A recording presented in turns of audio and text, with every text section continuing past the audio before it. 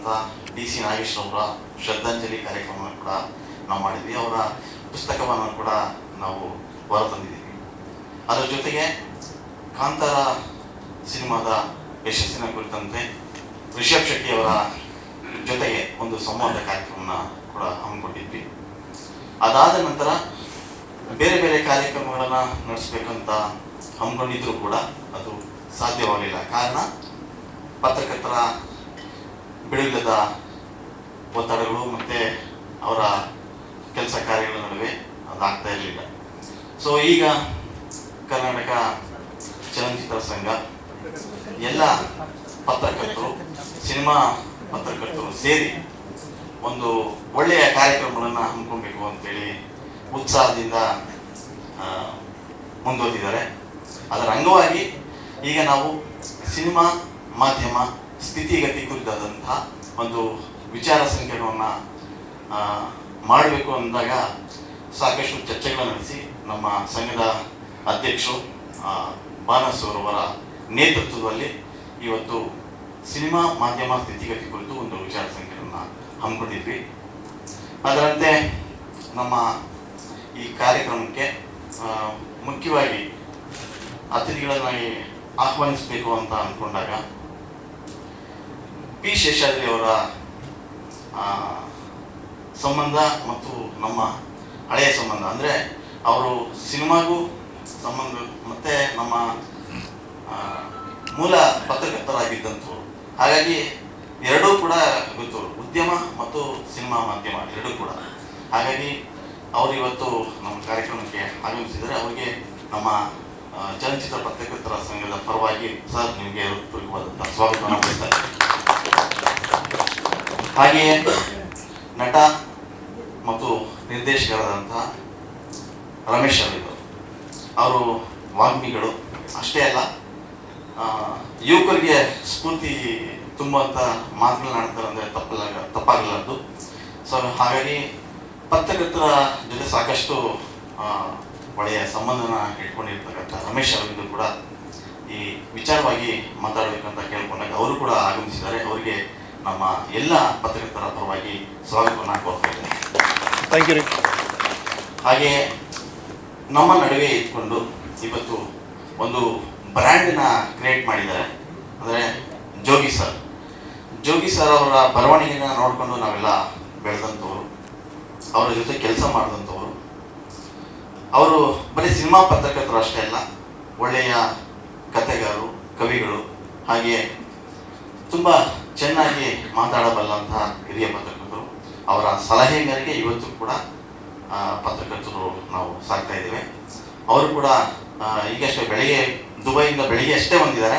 So ನಮ್ಮ ಕಾರ್ಯಕ್ರಮಕ್ಕೆ ಪ್ರೀತಿಯಿಂದ ಆಗಮಿಸಿದ್ದಾರೆ. ಸರ್ ನಿಮಗೆ ಹೃತ್ಪೂರ್ವಕವಾಗಿ ಸ್ವಾಗತಿಸ್ತಾ ಇದ್ದೇನೆ. ಸಿನಿಮಾ ಮೊದಲಂತೆ ಇಲ್ಲ, ಅಂದರೆ ಸಿನಿಮಾ ರಂಗ ಈಗ 90 ದಶಕದ ಸಂಭ್ರಮದಲ್ಲಿದೆ. ಹಾಗೆಯೇ ಪತ್ರಿಕೋದ್ಯಮ ಕೂಡ ಅದರ ಜೊತೆನೇ ಸಾಗಿಬಿಟ್ಟಿದೆ. ಬ್ಲ್ಯಾಕ್ ಆ್ಯಂಡ್ ವೈಟ್ ಇಂದ ಕಲರ್ ಸಿನಿಮಾ ಬಂತು, ಅಲ್ಲಿಂದ ನೆಗೆಟಿವ್ ಆಯಿತು, ನೆಗೆಟಿವ್ ಇಂದ ಈಗ ಡಿಜಿಟಲ್ಗೆ ಹೋಗಿದೆ. ಹಾಗೆ ಸಿನಿಮಾ ಪತ್ರಿಕೋದ್ಯಮ ಕೂಡ ಅಷ್ಟೇ, ಅದು ಕೂಡ ಡಿಜಿಟಲ್ ಯುಗದಲ್ಲಿ ಸಾಗ್ತಾ ಇದೆ. ಈ ನಿಟ್ಟಿನಲ್ಲಿ ಸಿನಿಮಾಗಳು ಈಗಿನ ಪರಿಸ್ಥಿತಿ ಹೇಗಿದೆ ಅಂದರೆ, ಇವತ್ತು ರಿಲೀಸ್ ಆದಂಥ ಸಿನಿಮಾಗಳು 2 ದಿನಕ್ಕೆ ಇರಲ್ಲ.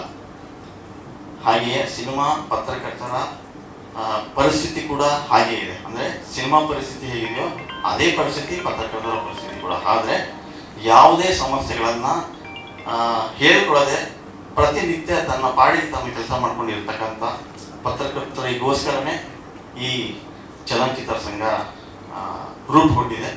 ಇದರ ಧ್ಯೇಯೋದ್ದೇಶಗಳನ್ನು ಹೇಳಲಿಕ್ಕೋಸ್ಕರನೇ ನಮ್ಮ ಅಧ್ಯಕ್ಷರು ಬಾನಸೂರವರು ಆಗಮಿಸಿ ಈ ಪ್ರಾಸ್ತಾವಿಕವಾಗಿ ಒಂದೆರಡು ಮಾತುಗಳನ್ನು ಹೇಳಬೇಕಂತ ಕೇಳ್ತೀನಿ. ಹೊತ್ತಿಗೆ ಸುಮಾರು ಒಂದು ವರ್ಷ ಕಳೆದಿತ್ತು. ಕಳೆದ ವರ್ಷ ಜನವರಿಯಲ್ಲಿ ಅಧಿಕೃತವಾಗಿ ಉದ್ಘಾಟನೆ ಆಯಿತು. ಅದಾದಮೇಲೆ 2-3 ಕಾರ್ಯಕ್ರಮಗಳು ಮಾಡಿದರೂ ಕೂಡ ವಿಜಯ್ ಅವರು ಹೇಳಿದಂಗೆ ಬೇರೆ ಬೇರೆ ಕಾರಣಗಳಿಗಾಗಿ, ಸಂವಹನದ ಕೊರತೆ, ಇನ್ನೇನೋ ಕಾರಣಗಳಿಂದಾಗಿ ಕಾರ್ಯಕ್ರಮಗಳನ್ನು ಹೆಚ್ಚು ಮಾಡಲಿಕ್ಕಾಗಿಲ್ಲ. ಆದರೆ ಈಗ ಚಲನಚಿತ್ರ ಪತ್ರಕರ್ತರಲ್ಲಿ ಹೆಚ್ಚಿನವರು ಭಾಳ ಉತ್ಸಾಹಿಗಳಾಗಿ ಕಾರ್ಯಕ್ರಮಗಳನ್ನು ನಡೆಸೋ ಕುರಿತ ಹಾಗೆ ಪರಸ್ಪರ ಚರ್ಚೆ ಶುರುವಾಗಿರುವುದು ಬಹಳ ಒಳ್ಳೆಯ ಬೆಳವಣಿಗೆ ಅಂತ ಅಂದ್ಕೊಂಡಿದ್ದೀನಿ ನಾನು. ನಾವು ನೋಂದಣಿ ಮಾಡುವಾಗ ಕೆಲವು ನಿಯಮಾವಳಿಗಳನ್ನು ಸಂಘದ ಧ್ಯೇಯೋದ್ದೇಶಗಳನ್ನೆಲ್ಲ ಹೇಳ್ಕೊಂಡಿದ್ವಿ. ಚಲನಚಿತ್ರ ಪತ್ರಕರ್ತರು ಮತ್ತು ಚಲನಚಿತ್ರ ಪತ್ರಕರ್ತರಲ್ಲದೆ ಹೊರಗಿನಿಂದ ಬರೆಯುವ ಪತ್ರಕರ್ತರು ಅವ್ರನ್ನೆಲ್ಲ ಸೇರಿದ ಹಾಗೆ ಸದಸ್ಯತ್ವ ಮಾಡಿಕೊಂಡು ಇದನ್ನು ಬೆಳೆಸಬೇಕು ಅನ್ನೋದು ಮೂಲ ಉದ್ದೇಶ. ಹಿಂದೆನೂ ಒಂದೆರಡು ಮೂರು ಸಂಘಟನೆಗಳು ಇದ್ವು. ಆದರೂ ಅವು ಮೊದಲೇ ಇದ್ದ ಕರ್ನಾಟಕ ಚಲನಚಿತ್ರ ಪತ್ರಕರ್ತರ ಪರಿಷತ್ತು ಒಂದಷ್ಟು ಕೆಲಸ ಮಾಡಿತು. ಅದಾದಮೇಲೆ ಬೇರೆ ಬೇರೆ ಕಾರಣಕ್ಕಾಗಿ ಅದು ನಿಷ್ಕ್ರಿಯ ಆಯಿತು. ಅದಾದಮೇಲೆ ಚಲನಚಿತ್ರ ಪತ್ರಕರ್ತರ ವೇದಿಕೆ ಅಂತ ಹುಟ್ಟುಕೊಂಡಿತ್ತು. ಚಲನಚಿತ್ರ ಪತ್ರಕರ್ತರ ವೇದಿಕೆಯ ಖಜಾಂಚಿಯಾಗಿದ್ದ ರುಕೋಜೋರು ಇದ್ದಾರೆ. ಕನ್ನಡ ಚಲನಚಿತ್ರರಂಗದ ವಜ್ರ ಮಹೋತ್ಸವವನ್ನು ವರ್ಷ ಪೂರ್ತಿ ಆಚರಿಸಿದ್ದು ಆ ಸಂಘಟನೆ. ಇಂತಹ ಸಂಘಟನೆ ಮತ್ತೆ ಮುಂದೆ ಬೇರೆ ಕಾರಣಕ್ಕಾಗಿ ಮತ್ತೆ ನಿಷ್ಕ್ರಿಯವಾಯಿತು. ಅದಾದ ನಂತರ ಸೆಲ್ಯುಲಾಯ್ಡಿನಿಂದ ಡಿಜಿಟಲ್ಗೆ ಸಿನಿಮಾ ಬಂದ ನಂತರ ಪತ್ರಿಕೋದ್ಯಮವು ಅತ್ತ ಹೊರಡಿದ ನಂತರ ಪತ್ರಿಕೋದ್ಯಮದ ಬೇರೆ ಬೇರೆ ಮುಖಗಳು ಬದಲಾಗ್ತಾ ಇವತ್ತು ಇಬ್ಬರು ವಿಜಯ್ ಹೇಳಿದ ಹಾಗೆ ನಮಗೆ ಬೇರೆ ಬೇರೆ ಥರ ಸಮಸ್ಯೆಗಳ ಮಧ್ಯೆ ದೃಶ್ಯ ಮಾಧ್ಯಮಗಳು ಮತ್ತು ಡಿಜಿಟಲು ಮತ್ತು ಜಾಲತಾಣಗಳ ಮಧ್ಯೆ ಮುದ್ರಣ ಮತ್ತು ಇತರ ಮಾಧ್ಯಮಗಳು ಕೆಲಸ ಮಾಡ್ತಾ ಇದ್ದಾವೆ. ಇವನ್ನೆಲ್ಲ ಜೊತೆ ಸೇರಿಸ್ಕೊಂಡೇ ಈ ಸಂಘಟನೆ ಇರಲಿ ಅನ್ನೋದು ವಿಶೇಷವಾಗಿ ಚೇತನ್ ನಾಡಿಗರು, ಅರುಣ್ ಮತ್ತು ಇದಾಗಿತ್ತು. ಸರಿ, ಅದಕ್ಕೆ ಸಂಬಂಧಪಟ್ಟ ಹಾಗೆ ನಾವು ನಿಯಮಾವಳಿಗಳನ್ನು ರೂಪಿಸೋದು ಶುರು ಮಾಡಿದ್ವಿ. ಇದಕ್ಕೆ ಸಂಬಂಧಪಟ್ಟಾಗ ಮುಂದೆ ಮಾತಾಡೋಣ. ಈಗ ಈ ಕಾರ್ಯಕ್ರಮನ ನಾವು ನಿಗದಿಗೊಳಿಸಿದ ಯಾಕೆ ಅಂತಂದರೆ, ಇವತ್ತು ಸಿನಿಮಾಗಳು ವರ್ಷಕ್ಕೆ 250, 300, 350 ಸಿದ್ಧ ಆಗ್ತಾ ಇದ್ದಾವೆ. ಅವುಗಳು ಬಿಡುಗಡೆ ಆಗೋದಷ್ಟೇ ಗೊತ್ತಾಗುತ್ತೆ, ಅದೇನಾಗಿದೆ ಅಂತ ಮುಂದೆ ಗೊತ್ತಾಗಲ್ಲ. ಪತ್ರಿಕೋದ್ಯಮಕ್ಕೂ ಸಿನಿಮಾಕ್ಕೂ ಇರೋ ಸಂಬಂಧ ಮತ್ತು ಪತ್ರಿಕೋದ್ಯಮ ಸಿನಿಮಾಕ್ಕೆ ಕೊಡಬಹುದಾದ ಕೊಡುಗೆ ಈ ಥರದ ಕುರಿತ ಹಾಗೆ ಹಿಂದಿನಿಂದಲೂ ಚರ್ಚೆಗಳಾಗ್ತಾ ಇದ್ವು. ಹಿಂದೆಲ್ಲ ಏನಿತ್ತು ಅಂತಂದರೆ ಚಲನಚಿತ್ರ ಪತ್ರಕರ್ತರು ಉದ್ಯಮದ ಮಾರ್ಗದರ್ಶಕರಾಗಿ ಕೆಲಸ ಮಾಡ್ತಾ ಇದ್ದ ದಿನಗಳಿದ್ವು. ಆದರೆ ಇವತ್ತು ನಾನು ತಮಾಷೆಯಾಗಿ ಹೇಳೋದಿದೆ, ಇವತ್ತು ಉದ್ಯಮ ಚಲನಚಿತ್ರ ಪತ್ರಕರ್ತರಿಗೆ ಮಾರ್ಗದರ್ಶನ ಮಾಡ್ತಾ ಇದೆ ಅಂತ. ಇರಲಿ, ಅದೇನೇ ಇರಲಿ, ಇವತ್ತಿನ 3 ಜನ ನಮ್ಮ ಅತಿಥಿಗಳು ಏನು ಮಾತಾಡ್ತಾರೆ ಅಂತ ವಿಚಾರಿಸ್ತಾ ಮುಂದಕ್ಕೆ ಸಾಗೋಣ. ಒಳ್ಳೆಯದಾಗಿ. ಹಾಗೆ ನೋಡಿದ್ರು ನಾನು ಇಲ್ಲೇ ಇದ್ದವು. ಈಗ ಚಲನಚಿತ್ರ ನಿರ್ದೇಶಕ ಅಂತಾಗಿ ಅಲ್ಲೆಷ್ಟು ಸಲ್ಲಿದ್ದೀನೋ ಇಲ್ಲೆಷ್ಟು ಸಲ್ಲಿದ್ದೀನೋ ಬೇರೆ ವಿಚಾರ ಅದು. ಅದೇ ಏನೇ ಇರಲಿ, ನಾನು ಯಾವಾಗ ಒಂದು ಪತ್ರಿಕೆಯಲ್ಲಿ ವೃತ್ತಿಯನ್ನು ಆರಂಭಿಸಿದೆ ಅದು ನನ್ನ ಬದುಕಿನ ಬಹುದೊಡ್ಡ ತಿರುವು ಅಂತ ನಾನು ಭಾವಿಸ್ತೇನೆ. ಪ್ರಾಯಶಃ ನನ್ನ ಪತ್ರಿಕೆಯಲ್ಲಿ ಪತ್ರಕರ್ತನಾಗಿ ಅನ್ನೋದಕ್ಕಿಂತ ನನ್ನನ್ನು ಸೇರಿಸ್ಕೊಂಡಿದ್ದು ಒಬ್ಬ ಪೇಸ್ಟಿಂಗ್ ಆರ್ಟಿಸ್ಟ್ ಆಗಿ ಸೇರಿಸ್ಕೊಂಡಿದ್ದು.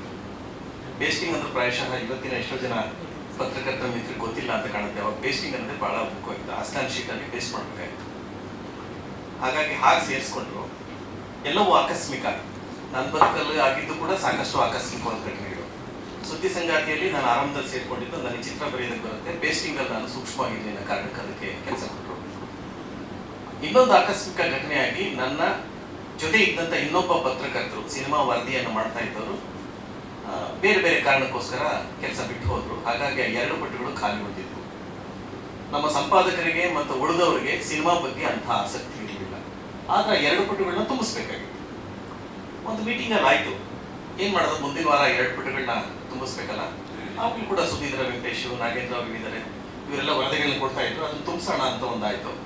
ಬರೀ ಅಷ್ಟನ್ನು ತುಂಬಿಸಿದ್ರು ಸಾಕಾಗಲ್ಲ, ಒಂದಷ್ಟು ವಿಶ್ಲೇಷಣಾತ್ಮಕವಾದಂಥ ಬರಹಗಳು ಬೇಕಾಗುತ್ತೆ. ಯಾರಾದರೂ ಇದನ್ನು ಮಾಡೋರು ಇದ್ದೀರಾ ಅಂದಾಗ ನಾನು ಮೊದಲು ಕೈ ಎತ್ತಿದೆ. ನನಗೆ ಸಿನಿಮಾ ಆಸಕ್ತಿ ಇತ್ತು. ಕೈ ಎತ್ತಿದ ತಕ್ಷಣ ಸ್ವಲ್ಪ ಅನುಮಾನದಿಂದಲೇ ನೋಡಿದ್ರು. ಆಯಿತು ನೋಡೋಣ ಅಂತಂದ್ರು. ಅಲ್ಲಿಂದ ನಾನು ಮುಂದಿನ ವಾರದಿಂದ ಪತ್ರಿಕಾಗೋಷ್ಠಿಗಳಿಗೆ, ಸಿನಿಮಾಗಳು ನೋಡಿ ವಿಮರ್ಶೆ ಮಾಡೋದಕ್ಕೆ ಅಥವಾ ಸಂದರ್ಶನಗಳು ಮಾಡೋದಕ್ಕೆ ನಿಯೋಜಿತವಾದೆ. ಅದು ಒಂದು ತಿರುವು ಅಂತ ಕಾಣುತ್ತೆ. ಅದು ಬರೆದಾಗ ನಾನು ಮೊದಲನೇ ವಾರ ನನ್ನ ಜೊತೆ ಇದ್ದಂಥ ಅವರ ಹೆಸರು ಬಿಟ್ಟ ಹಿರಿಯ ಪತ್ರಕರ್ತರನ್ನು ಕೇಳಿದೆ, ಹೇಗಿರಬೇಕು ಬರಹ? ಅವ್ರು ಹೇಳಿದ್ರು, ಬರಹ ಅನ್ನೋದು ಅಮೃತಕ್ಕೆ ಹಾರುವ ಗರುಡನ ಹಾಗಿರ್ಬೇಕು. ನಂಗೆ ಅರ್ಥ ಆಗಲಿಲ್ಲ. ಕೇಳಿದೆ, ಅಮೃತಕ್ಕೆ ಹಾರುವ ಗರುಡ ಅಂದ್ರೆ ಹೇಗೆ? ಹೋಗ್ತಾ ಹೋಗ್ತಾ ಗೊತ್ತಾಗುತ್ತೆ. ಅಲ್ಲಿ ಸುಮಾರು 3 ವರ್ಷ ಕೆಲಸ ಮಾಡಿದೆ. 3 ವರ್ಷ ಆದರೂ ನನ್ನ ಜೊತೆನೇ ಇದ್ರು. ಯಾವತ್ತೂ ಹೇಳಲೇ ಇಲ್ಲ ಅವರು ಅಮೃತಕ್ಕೆ ಹಾರುವ ಗರುಡನ ಆಗಿರ್ಬೇಕು ಅಂದ್ರೆ ಹೇಗಿರ್ಬೇಕು ಅಂತ ಹೇಳಿ. ಆಮೇಲೆ ನಾನು ಕೊನೆಗೆ ಪತ್ರಿಕೆ ಮುಚ್ಚುವಂತ ಸ್ಥಿತಿ ಬಂದಾಗ ಕೇಳಿದೆ, ಈಗಲಾದ್ರೂ ನನ್ನ ಬರಹ ಏನಾದ್ರೂ ಅಮೃತಕ್ಕೆ ಹಾರುವ ಗರುಡನ ಆಗಿದೆಯಾ ಅಂತ. ಹಾಗಿದ್ದಕ್ಕೆ ಪತ್ರಿಕೆ ಮುಚ್ಚುತ್ತಾ ಇರೋದು ಅಂತ ಹೇಳಿದ್ರು. ಸುದ್ದಿ ಸಂಗಾತಿ ಬಾಗಿಲು ಹಾಕೊತ್ತು.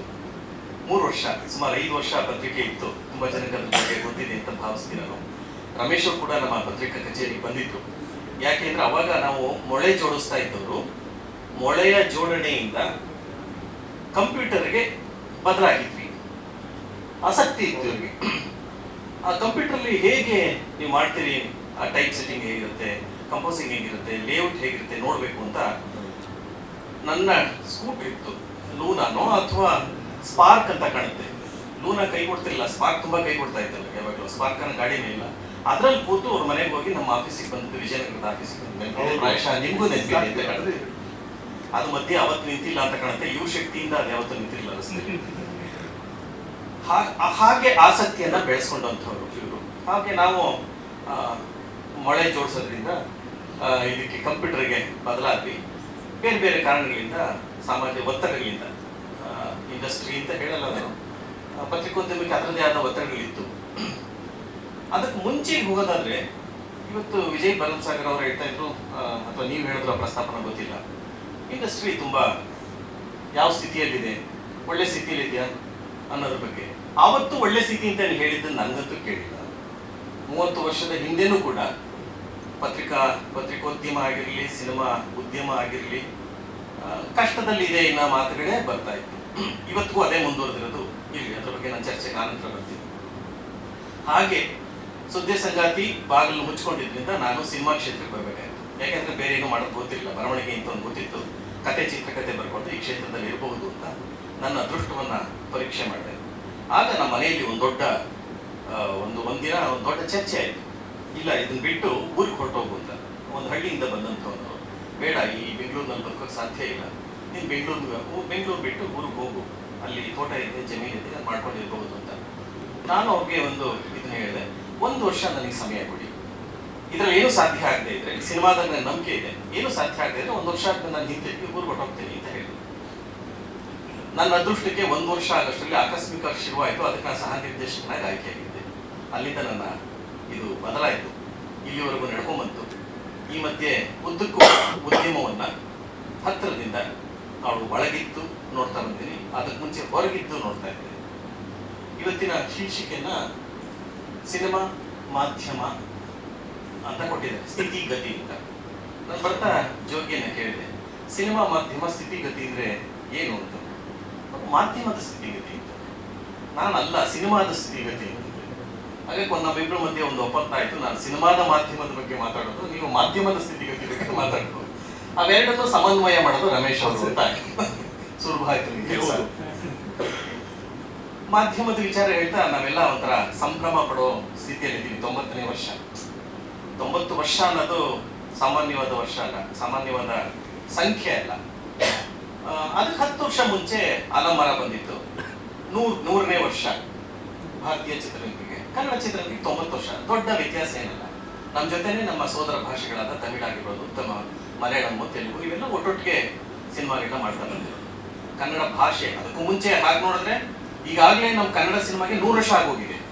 ನಾವು ಶತಮಾನೋತ್ಸವನ್ನೇ ಆಚರಿಸ್ಬೇಕು. ಯಾಗ ಕೈಲಾಸಂ ಅವರು, ಶಿವರಾಮ್ ಕಾರಂತರು ಸಿನಿಮಾದಲ್ಲಿ ಕೆಲಸ ಮಾಡಕ್ ಶುರು ಮಾಡಿದ್ರು, ಆಗ್ಲೇ ಕನ್ನಡದ ಮನಸ್ಸುಗಳು ಇಲ್ಲಿ ಕೆಲಸ ಮಾಡಿದೆ ಅಂತ. ಈಗಾಗಲೇ 100 ವರ್ಷ ಆಗಿದೆ, ಅಥವಾ 100ನೇ ವರ್ಷದ ಸುತ್ತಮುತ್ತ ಇದೀವಿ ಅನ್ನೋದು ನನ್ನ ನಂಬಿಕೆ.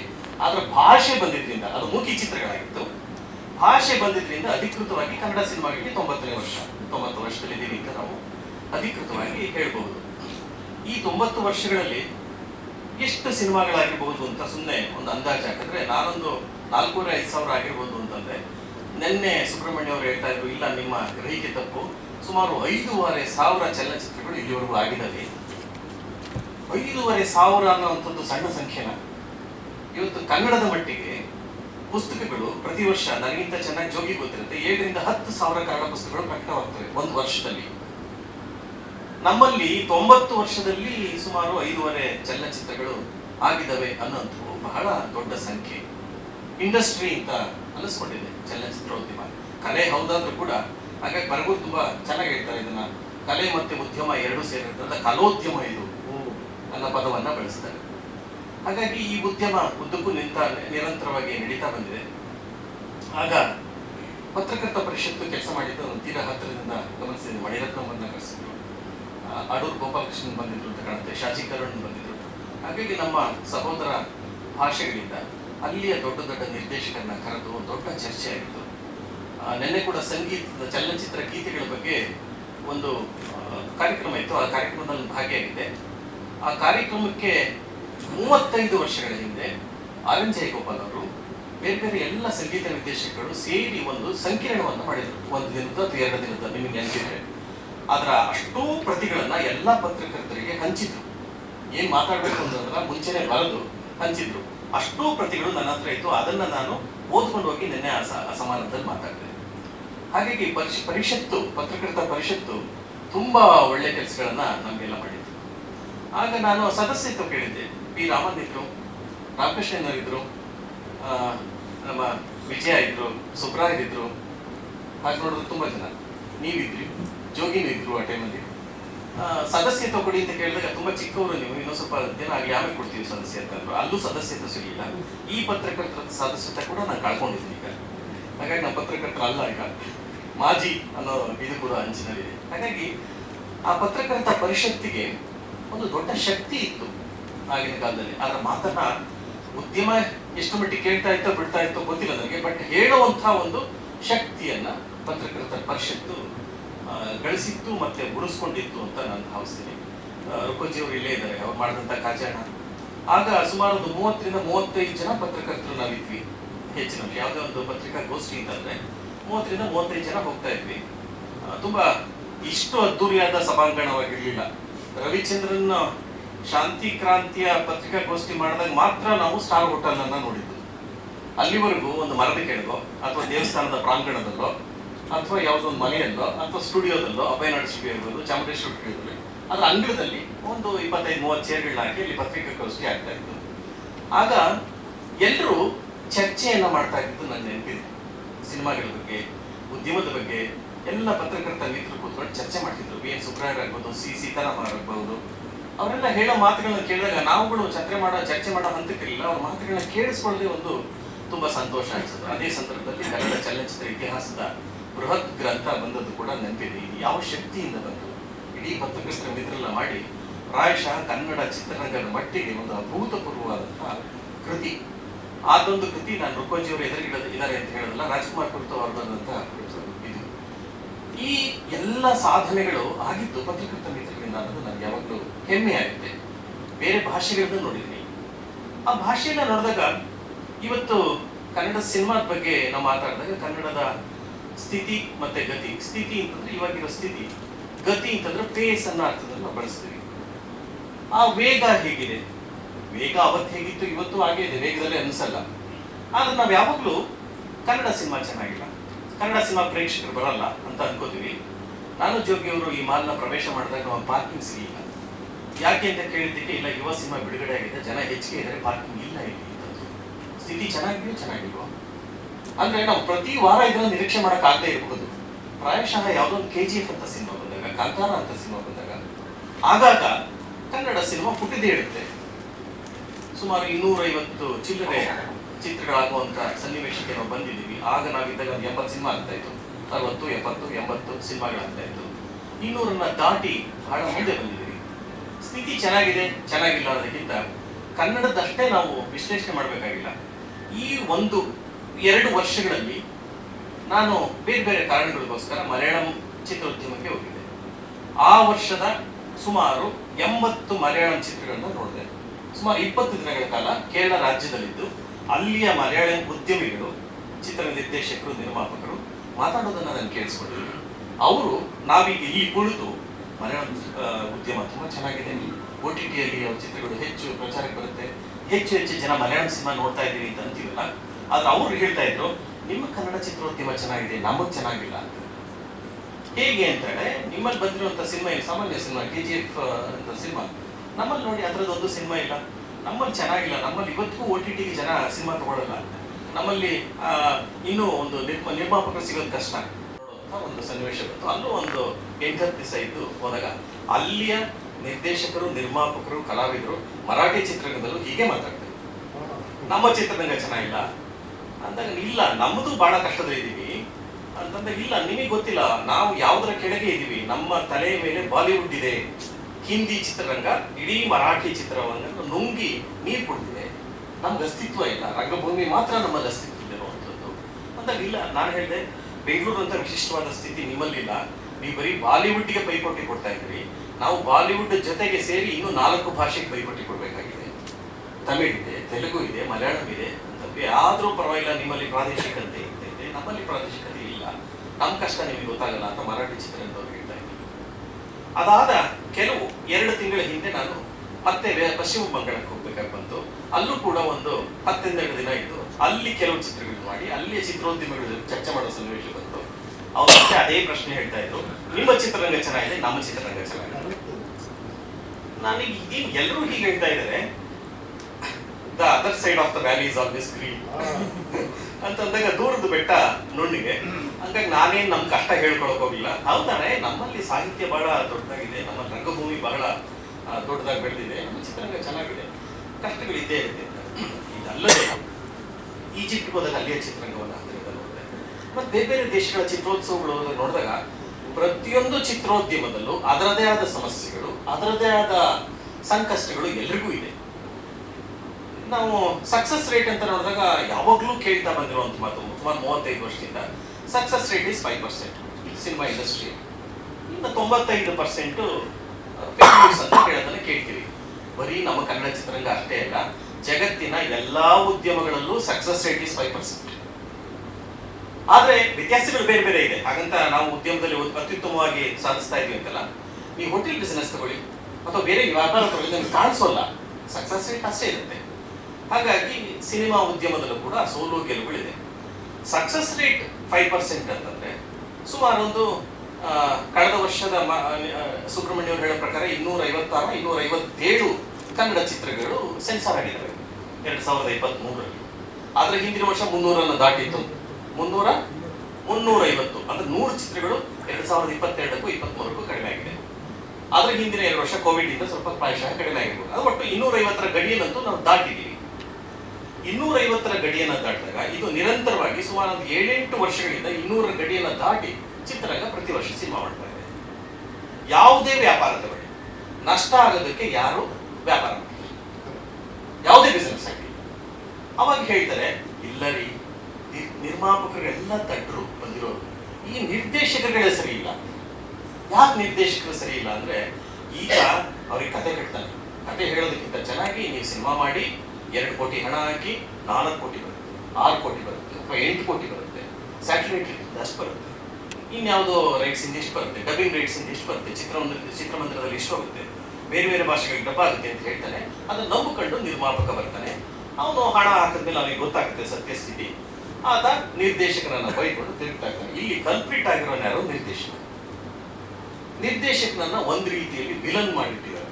ಎಲ್ಲಾ ನಿರ್ದೇಶಕರು ಅಂತಲ್ಲ, ಹೊಸದಾಗಿ ಬರುವಂಥವ್ರು ನಿರ್ಮಾಪಕರನ್ನ ಅವ್ರಿಗೊಂದು ಆಸೆಯ ಕುದುರೆಯನ್ನ ಏರಿಸಿ ಅವರು ಹಣ ಹಾಕಕ್ಕೆ ಮಾಡ್ತಾರೆ ಅಂತ ನಾನು ಯೋಚನೆ ಮಾಡ್ತೀನಿ. ಹಾಗಾಗಿ ಎಲ್ಲಾ ನಿರ್ಮಾಪಕರು ತಟ್ರ. ನಮ್ಮ ಮನೆಯ ಮುಂದೆ ಒಂದು ತರಕಾರಿ ಗಾಡಿ ಬಂದ್ರೆ ಈರುಳ್ಳಿ 10 ರೂಪಾಯಿ ಕಡಿಮೆನೆ ಕೇಳ್ತೀವಿ.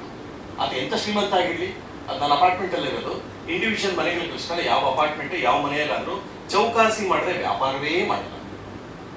ಹಾಗಾಗಿ ನಿರ್ಮಾಪಕ ದಡ್ಡ ಅನ್ನೋದಾದ್ರೆ 250ರಿಂದ 300 ಸಿನಿಮಾಗಳು ಹೇಗಾಗುತ್ತೆ? ನನ್ನ ಪ್ರಕಾರ ನಾನು ಅಂದುಕೊಂಡಂತ ದುಸ್ಥಿತಿಯಲ್ಲಿ ಚಿತ್ರರಂಗ ಇದೆ ಅಂತ ನನಗೆ ಅನ್ಸಲ್ಲ. ಬೇರೆ ಚಿತ್ರರಂಗ ಮಂತ್ರಿಗಳಿಗೆ, ಚಿತ್ರ ಉದ್ಯಮಗಳಿಗೆ ಹೋಲಿಸಿದ್ರೆ ಕಷ್ಟ ಸುಖ ಎರಡೂ ಇರುತ್ತೆ, ಸಮಸ್ಯೆಗಳು ಇರುತ್ತೆ, ಸೋಲು ಗೆಲುವು ಇರುತ್ತೆ. ಅದು ಪತ್ರಿಕೋದ್ಯಮ ಆಗಿರ್ಲಿ, ಸಿನಿಮಾ ಉದ್ಯಮ ಆಗಿರ್ಲಿ, ಯಾವುದೇ ಉದ್ಯಮ ಆಗಿರ್ಲಿ, ಅದ್ರ ಜೊತೆನೆ ನಿರಂತರವಾಗಿ ಹೇಗೆ ನಡ್ಕೊಂಡು ಬಂದಿದೆ ಈ 90 ವರ್ಷಗಳು ಅನ್ನೋದು ಒಂದು ಅಚ್ಚರಿಯ ವಿಷಯ. ಇದು ಏರುಗತಿಯಲ್ಲಿ ಇದೆ.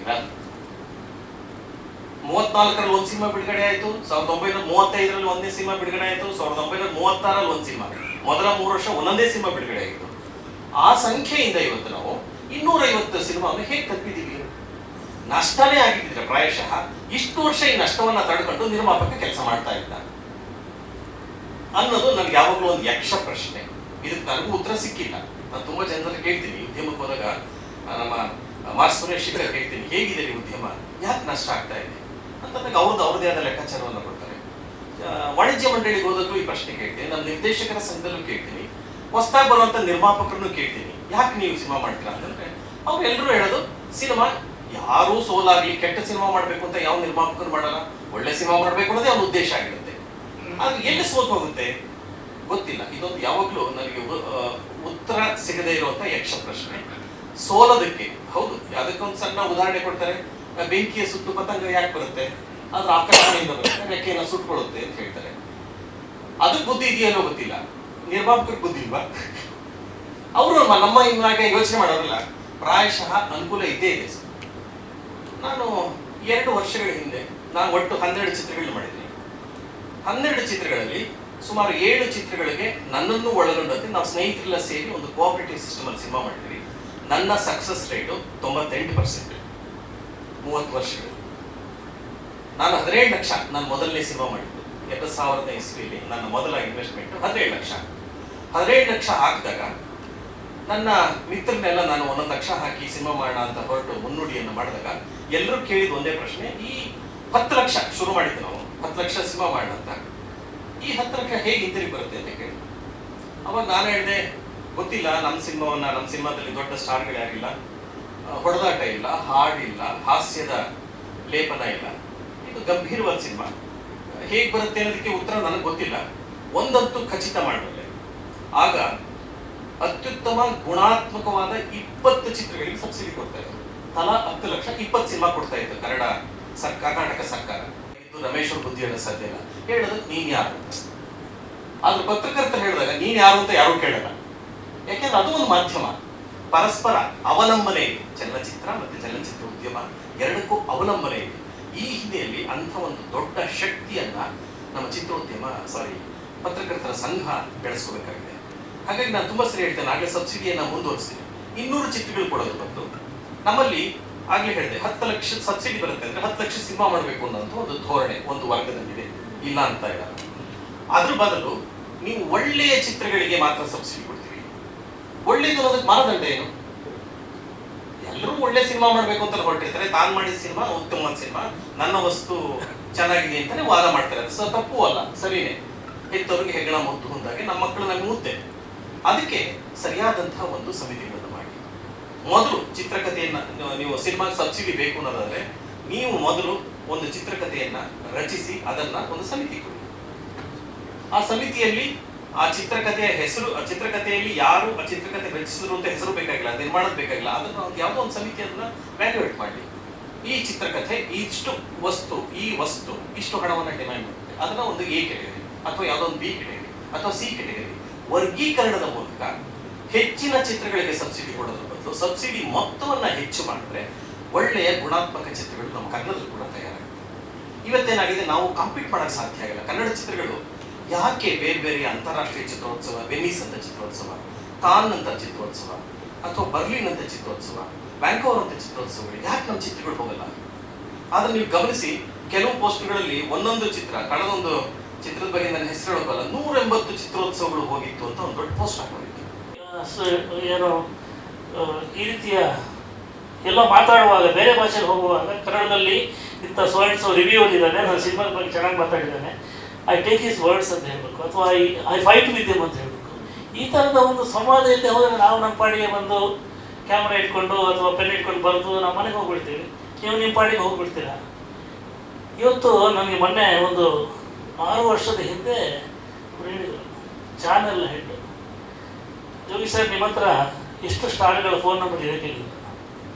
ನಾನು ಎಲ್ಲರಿಗೂ ಇದೆ ಅಂದರೆ ಒಂದು ಸಲ ಫೋನ್ ಮಾಡಿ ಸರ್ ಅಂತ ಒಬ್ಬರಿಗೆ ಫೋನ್ ಮಾಡಿಸಿದ್ರು. ಅದು ನೋಡಿದ್ರೆ ಅದು ಔಟ್ ಆಫ್ ಆರ್ಡರ್ ಆಗಿತ್ತು. ಇನ್ನೊಂದು ನಂಬರ್ ಮಾಡಿದ್ದಾರೆ, ಇಲ್ಲ ಸರ್. ನಾನು ಹೇಳಿದೆ, ಅವ್ರು ಹೇಳಿದ್ರು, ನಾನು ನೋಡಿ ಎಲ್ಲರೂ ನಂಬರ್ ಇದೆ, ಒಂದರಿಗೆ ಹೀಗೆ ತೆಗೆದುಕೋತಾರೆ, ಯಾಕಂದರೆ ನಾನು ಅವ್ರಿಗೆ ಬಿಸ್ನೆಸ್ ಕೊಡ್ತೀನಿ, ಚಾನೆಲಲ್ಲಿ ಏನೋ ಒಂದು ಕೊಡ್ತೀನಿ, ಬಟ್ ನಿಮಗೆ ಅವ್ರ ಅಗತ್ಯ ಇಲ್ಲ ಅವ್ರಿಗೆ. ಯಾಕಂದರೆ ಅವ್ರು ವರ್ಷಕ್ಕೆ 2 ವರ್ಷಕ್ಕೋ 3 ವರ್ಷಕ್ಕೋ ಒಂದು ಸಿನಿಮಾ ಮಾಡ್ತಾರೆ, ನಿಮ್ಮ ಹತ್ರ ಮಾತಾಡ್ಕೊಂಡು ಏನು ಕೆಲಸ ಇದೆ? ಆದ್ದರಿಂದ ನಂಬರೇ ಕೊಡಲ್ಲ ಸರ್. ಇವತ್ತು ಯಾವ ನಂಬರ್ ಕೂಡ ಇಲ್ಲ. ನಾನು ವೆಂಕಟೇಶ್ ಹತ್ರ ಎಷ್ಟೋ ಸಲ ಫೋನ್ ಮಾಡಿ ಕೇಳ್ತೀನಿ, ಸರ್ ಫೋನ್ ನಂಬರ್ ಕೊಡ್ತೀನಿ, ಇಲ್ಲ ನನ್ನ ಹತ್ರ ಇಲ್ಲ ಸರ್. ಬೇಕಿದ್ರೆ ಅವರ ಕಾರ್ ಡ್ರೈವರ್ ಹತ್ರ ಮಾಡಿಸ್ತಾರೆ, ಮೇಕಪ್ ಹತ್ರ ಮಾಡಿಸ್ತಾರೆ, ಮನೆಯ ಮಾಲಿ ಹತ್ರ ಮಾಡಿಸ್ತಾರೆ, ಅಣ್ಣ ಮಾತಾಡ್ತಾರೆ ಅಂತ ಫೋನ್ ಕೊಡ್ತಾರೆ, ಬಟ್ ಅವ್ರ ನಂಬರ್ ಕೊಡಲ್ಲ. ಅಂದರೆ ಹೀಗೆ ನಮ್ಮನ್ನು ಒಂದು ಕಡೆಗಣಿಸುವ ನಿರಂತರವಾದ ಕಳೆದ 10 ವರ್ಷಗಳು ನಡೀತಾ ಇದೆ. ಹೀಗಾಗಿ ನಾನು ಚೇತನ್ ಬಂದು ಸಂಘ ಮಾಡುವಂತ ಹೇಳಿದ್ರೆ ನಾನು ಬೇಡ, ನನಗೆ ಆಗಲ್ಲ ಇದು, ಅಲ್ಲಿ ಬಂದರೆ ದಿನ ಜಗಳ ಆಡ್ತಾ ಇರಬೇಕಾಗುತ್ತೆ ಅಂತ. ಇವತ್ತು ಹೇಳ್ತಾರೆ ಸರ್, ಒಂದು ಪ್ರೆಸ್ ಮೀಟಿಂಗ್ 4 ಗಂಟೆಗೆ ಅಂತ ಕರೆದ್ರೆ 6:30 ಶುರು ಮಾಡ್ತಾರೆ. 7:30 ಗಂಟೆ ಒಬ್ಬನ ಸಮಯವನ್ನು ಅದು ಈ ಟೀಸರ್ ಲಾಂಚಿಗೆ ಇದಕ್ಕೆ ಕಳೆದು, ಅಂದರೆ you totally have disrespect towards the media ಅಂತ. ಸೊ ಇದನ್ನು ಇಟ್ಕೊಂಡು ನಾವು ಇಲ್ಲಿ ಇವತ್ತು ಮಾತಾಡೋದಂದರೆ ಬಹಳ ಕಷ್ಟ ಇದೆ sir. Media has lost is dignity. ಅದನ್ನು ಕಳ್ಕೊಳ್ಳೋಕೆ ಮೀಡಿಯಾನೂ ಮಾಡಿದೆ, ನಮ್ಮ ತಪ್ಪಿಲ್ಲ ಅಂತ ಹೇಳ್ತಿಲ್ಲ. ಮೀಡಿಯಾ ಕೂಡ ಅಂಥ ಕೆಲಸವನ್ನು ಕಳ್ಕೊಳ್ಳುವಂಥ ನಿರಂತರವಾದ, ಆದರೆ ಅದು ಮ್ಯೂಚುವಲ್ ಆಗಿದೆ. ಬಟ್ ಮ್ಯೂಚುವಲ್ ಆಗಿ ಉದ್ಯಮದ ಪಾತ್ರ ಜಾಸ್ತಿ ಇದೆ ಅಂತ ಇಲ್ಲದಿದ್ರೆ ಹೊತ್ತು ಪ್ರೆಸ್ ಮೀಟ್ ಆದ ತಕ್ಷಣ ಸರ್ ಒಂದು 3 ತಾನು ರಾಜ್ಕುಮಾರ್ ಅವರು ಬಂದು ಕೂತ್ಕೊಂಡು ಮಾತಾಡ್ತಿದ್ರು. ನಾವು ಎಷ್ಟು ಮಾತಾಡಿದ್ದೀವಿ. ಇವರು ಸಿನಿಮಾ ಆದಾಗ ರಾಜ್ ಸಿಂಗ್ ಬಾಬು, ಇವರು ಸೂರಿ ಎಲ್ಲ ಕೂತ್ಕೊಂಡು ಅಲ್ಲೊಂದು ಸಮ್ಮೇಳನ ನಡೆಯೋದು, ಒಂದು 3-4 ಗಂಟೆ ಮಾತುಕತೆ ಆಗೋದು. ವಿಷ್ಣುವರ್ಧನ್ ಅವರು ಬಂದು ಕೂತ್ಕೊತಿದ್ರು, ಎಲ್ಲ ನಟರು ಬಂದು ಕೂತ್ಕೊತಿದ್ರು, ಮಾತುಕತೆ ಆಗ್ತಾ ಇತ್ತು. ಅವರ ಒಳ ಮನಸ್ಸು ನಮ್ಗೆ ಅರ್ಥ ಆಗ್ತಾ ಇತ್ತು. ಆಮೇಲೆ ಏನು ಬರೀಬೇಕು ಅಂತ ಒಂದು ಐಡಿಯಾ ಬರೋದು. ಅವರಿಗೆ ಯಾವುದನ್ನು ನಿರ್ದೇಶಕರಿಗೆ ಒಬ್ಬನ ಹೇಳೋಕ್ಕಾಗೋದಿಲ್ಲೋ ಅದನ್ನು ನಮ್ಮ ಹತ್ರ ಹೇಳ್ತಾ ಇದ್ರು. ಈ ಸಿನಿಮಾದಲ್ಲಿ ಈ ನಿರ್ದೇಶಕ ಈ ತಪ್ಪು ಮಾಡಿದ್ರೆ ಅಂತ ಅವ್ರಿಗೆ ಹೇಳೋಕ್ಕಾಗಲ್ಲ, ನಮ್ಗೆ ಹೇಳ್ತಾ ಇದ್ರು. ಪ್ರೊಡ್ಯೂಸರ್ ಏನು ತಪ್ಪು ಮಾಡಿದ್ರೆ ಅಂತ ಹೇಳ್ತೀವಿ, ಇಂಡಸ್ಟ್ರಿಲಿ ಏನು ತಪ್ಪಾಗ್ತಿದೆ ಅಂತ ಹೇಳ್ತಾ ಇದ್ರು. ಅದನ್ನು ನಾವು ಬಹಳ ನಾಜೂಕಾಗಿ ಬರೋದು, ಯಾರಿಗೂ ನೋವಾಗದಂತೆ ಬರ್ತು. ಬಟ್ ಅದನ್ನು ಆ ಚಿಕಿತ್ಸೆಯನ್ನು ಮಾಡ್ತಾ ಇದ್ವಿ. ಆ ಚಿಕಿತ್ಸೆಯನ್ನು ಮಾಡುವಂಥ ಒಂದು ಇಡೀ ಒಂದು ಕಾಲಾವಧಿ ಹೊರಟೋಗಿದೆ ಸರ್, ಇಲ್ಲ ಅದು. ಸೊ ಇಂಥ ಹೊತ್ತಲ್ಲಿ ಮೀಡಿಯಾ ಒಂದು ಕೆಲಸ ಅಂದರೆ ನಾನು ಹೇಳೋದು, ಅದು ಸ್ಪ್ರೆಡ್ ಆಗ್ತಾ ಇಲ್ಲ ಅಂತ. ಒಂದು ಏನಾಗಿದೆ ಅಂದರೆ ಪ್ರಿಂಟು ಇವತ್ತು ಬಹಳ ಬದಲಾವಣೆ ಏನಾಗಿಲ್ಲ. ರಿಪೋರ್ಟಿಂಗ್ ಸೇಮ್ ಇದೆ, ಬರೆಯೋದು ಸೇಮ್ ಇದೆ, ಪ್ಲ್ಯಾಟ್ಫಾರ್ಮ್ ಮಾತ್ರ ಬದಲಾಗಿದೆ. ಯಾರು ಪೇಪರಲ್ಲಿ ಬರೀತಾರೋ ಅವ್ರದನ್ನು ಬೇರೆ ಮಾಧ್ಯಮದಲ್ಲಿ ಬರ್ತಿಲ್ಲ. ಬರೆಯುವವರು ಮಾತಾಡೋಕ್ಕೆ ಶುರು ಮಾಡಿದ್ದಾರೆ ನಿಧಾನವಾಗಿ. ಈಗ ನಾನು ಹೇಳೋದು, ಚಲನಚಿತ್ರ ಪತ್ರಕರ್ತರ ಸಂಘ ಇದೆಯಲ್ಲ, ನಿಮ್ಮದೇ ಒಂದು ಚಾನಲ್ ಮಾಡಿಕೊಂಡ್ರೆ ನೀವೊಂದು ವಾರಕ್ಕೊಬ್ಬರು ರಿವ್ಯೂ ಮಾಡಿ ಒಂದು ಸಿನಿಮಾದ ಬಗ್ಗೆ. ನಮಗೆ ಹೊರಗಡೆಯಿಂದ ಬಂದವ್ರು ಯಾಕೆ ಬೇಕು, ನೀವೇ ಮಾಡಿ. ಅಂದರೆ ಎಲ್ಲ 15 ವರ್ಷದವರೆಗೆ ಒಂದು ಸಿನಿಮಾದ ಬಗ್ಗೆ ಭಾಳ ಸ್ಪಷ್ಟವಾದ ಇಟ್ಕೊಂಡ್ರೆ ಒಂದು ಸಂಘವನ್ನು ಅಲ್ಲಾಡ್ಸೋಕ್ಕಾಗಲ್ಲ, ವ್ಯಕ್ತಿಯನ್ನು ಅಲ್ಲಾಡ್ಸೋದು. ವ್ಯಕ್ತಿಗೆ ಫೋನ್ ಮಾಡಿ ಬೈಬೋದು, ಸಂಘಕ್ಕೆ ಬೈಯೋಕ್ಕಾಗಲ್ಲ. ಸೊ ಸಂಘದ ಮಾತನ್ನು ಕೆಲವರಾದರೂ ಮುಂದಿನ 5 ವರ್ಷಗಳಲ್ಲಿ ಗಂಭೀರವಾಗಿ ತಗೊಂಡು ಈ ಒಂದು ಟ್ರೆಂಡ್ ಬದಲಾಗ್ಬೋದು ಅಂತ ನನಗೆ ಅನಿಸುತ್ತೆ. ಈ ರೀತಿಯಾಗಿ ಟ್ರೆಂಡ್ ಬದಲಾಗುವಂಥ ಕೆಲಸವನ್ನು ಒಂದು ಸಂಘ ಮಾಡಿದರೆ ಅಥವಾ ಸಾಂಘಿಕವಾಗಿ ಸಾಮೂಹಿಕವಾಗಿ ಎಲ್ಲರೂ ಮಾಡಿದ್ರೆ ಸ್ವಲ್ಪ ಗೌರವ ಉಳಿಯುತ್ತೆ ನಮಗೆ ಅಂತಷ್ಟೇ. ಅಂದರೆ ಅವರಿಂದ ಗೌರವ ಪಡ್ಕೊಂಡು ನಾವೇನು ಒಬ್ಬರಿಗೆಯಲ್ಲಿ ಸಿಂಹಾಸನದಲ್ಲಿ ಕೂತ್ಕೊಳ್ಬೇಕು ಅಂತ ಆಸೆ ಇಲ್ಲ. ಆದರೆ ನಮ್ಮ ವೃತ್ತಿ ಬಗ್ಗೆ ನಮಗೆ ಒಂದಿನ ಎಂಥ ಕೆಲಸಕ್ಕೆ ಬಂದಿದ್ದೀನಿ ನಾನು, ಬೇಕಾಗಿತ್ತು ನನಗೆ ಇದು. ಎಲ್ಲೋ ಹಿಂದೆ ನಿಂತ್ಕೊಂಡು ಯಾವುದೋ ಒಂದು ಬೇರೆ ರಾಜ್ಯದ ಒಬ್ಬ ಮಹಾನ್ ನಟ ಬಂದುಬಿಟ್ರೆ ನಾವೆಲ್ಲ ಹಿಂದೆ ಕೂತ್ಕೊಂಡು ಬಾಗಿಲ ಹತ್ರ ಕೂತ್ಕೊಂಡು ರಿಪೋರ್ಟಿಂಗ್ ಮಾಡಬೇಕಾದ ಪರಿಸ್ಥಿತಿ ಇದೆ. ಇಲ್ಲಿ ಸಾವಿರಾರು ಜನ ತುಂಬಿಡ್ತಾರೆ. ಆಮೇಲೆ ಪ್ರಶ್ನೆ ಕೇಳಬೇಕಾದ್ರೆ ಮೊದಲೇ ಪರ್ಮಿಷನ್ ತೊಗೋಬೇಕು, ಇಂಥದ್ದೇ ಪ್ರಶ್ನೆ ಕೇಳಬೇಕು ಅಂತ. ನೀವು ಅವರಿಗೆ ನೋಯಿಸುವಂಥ ಪ್ರಶ್ನೆಗಳನ್ನು ಕೇಳಬಾರ್ದು. ಸೊ ಈ ಥರದ್ದೆಲ್ಲ ಒಂದು ಕಂಡೀಷನ್ಗಳು ಆಗ್ತಾ ಹೋಗ್ತಾರೆ ಸರ್. ಇದರಿಂದಾಗಿ what happens, we lose our enthusiasm and energy. ಅವ್ರ ಥಿಂಕಿಂಗ್ ಒಂದು ಪ್ಯಾಟರ್ನ್ ಇರುತ್ತಲ್ಲ, ಒಂದು ನಿರಂತರವಾಗಿ. ಸರ್ ಇವತ್ತಿಗೂ ಕೂಡ ನಾನು ಕಳೆದ ವಾರ ಭಾಳ ಸಂತೋಷ ಆಯಿತು, ಬ್ಲಿಂಕ್ ಅಂತ ಒಂದು ಸಿನಿಮಾ ಬಂತು. ಆ ಬ್ಲಿಂಕ್ ಸಿನಿಮಾ ಬಂದಾಗ ನಾನು ಅವತ್ತು ನೋಡೋಕ್ಕಾಗಿರಲಿಲ್ಲ. ಆಮೇಲೆ ನಾನು ಒಂದು ಥಿಯೇಟ್ರಿಗೆ ಹೋಗಿ ನೋಡಿದೆ. ಕೊನೆಯಲ್ಲಿ ನಿರ್ದೇಶಕ ಬಂದು ಪ್ರೇಕ್ಷಕರ ಮುಂದೆ ನಿಂತ್ಕೊಂಡು, ನನ್ನ ಸಿನಿಮಾ ಇದು, ನಾನೇ ನಿರ್ದೇಶನ ಮಾಡಿದ್ದೀನಿ, ನಿಮ್ಮ ಅಭಿಪ್ರಾಯಗಳನ್ನು ಹೇಳಿ, ಹೊಗಳೋಕ್ಕೆ ಬೇಕಾಗಿಲ್ಲ, ನಿಮ್ಗೆ ಏನು ತಪ್ಪು ಕಾಣಿಸ್ತದೆ ನಂಗೆ ಹೇಳಿ ಅಂತ ಹೇಳಿ ಬರೀ ಬಾಯಿ ಮಾತಲ್ಲ ಆ ಸಿನಿಮಾ ಗೆಲ್ಲುತ್ತಾರೆ. ಫೋಟೋ ಅಂತ ಒಂದು ಸಿನಿಮಾ ಬಂದಾಗ ಆ ಫೋಟೋ ಅಂತ ಒಂದು ಸಂಚಲನ ಮಾಡಿತು. ಅದಾದ ನಂತರ ಕೆರೆಬೇಟೆ ಅಂತ ಒಂದು ಸಿನಿಮಾ ಬಂತು. ಅದಾದ ಲೈನ್ ಮ್ಯಾನ್ ಅಂತ, ಅಂದರೆ ಒಳ್ಳೆಯ ಸಿನಿಮಾಗಳು ಕಳೆದ 4 ವಾರಗಳಲ್ಲಿ ಬರ್ತಾ ಇದೆ, ಭಾಳ ಒಳ್ಳೆಯ ಸಿನಿಮಾ ಬರ್ತಾ ಇದೆ. ನಾನು ಇನ್ನೂ ಬಂದಿದೆ, ನಾನು ಸುಮ್ಮನೆ ಹೇಳಿದ್ದೀನಿ 4 ಸಿನಿಮಾ.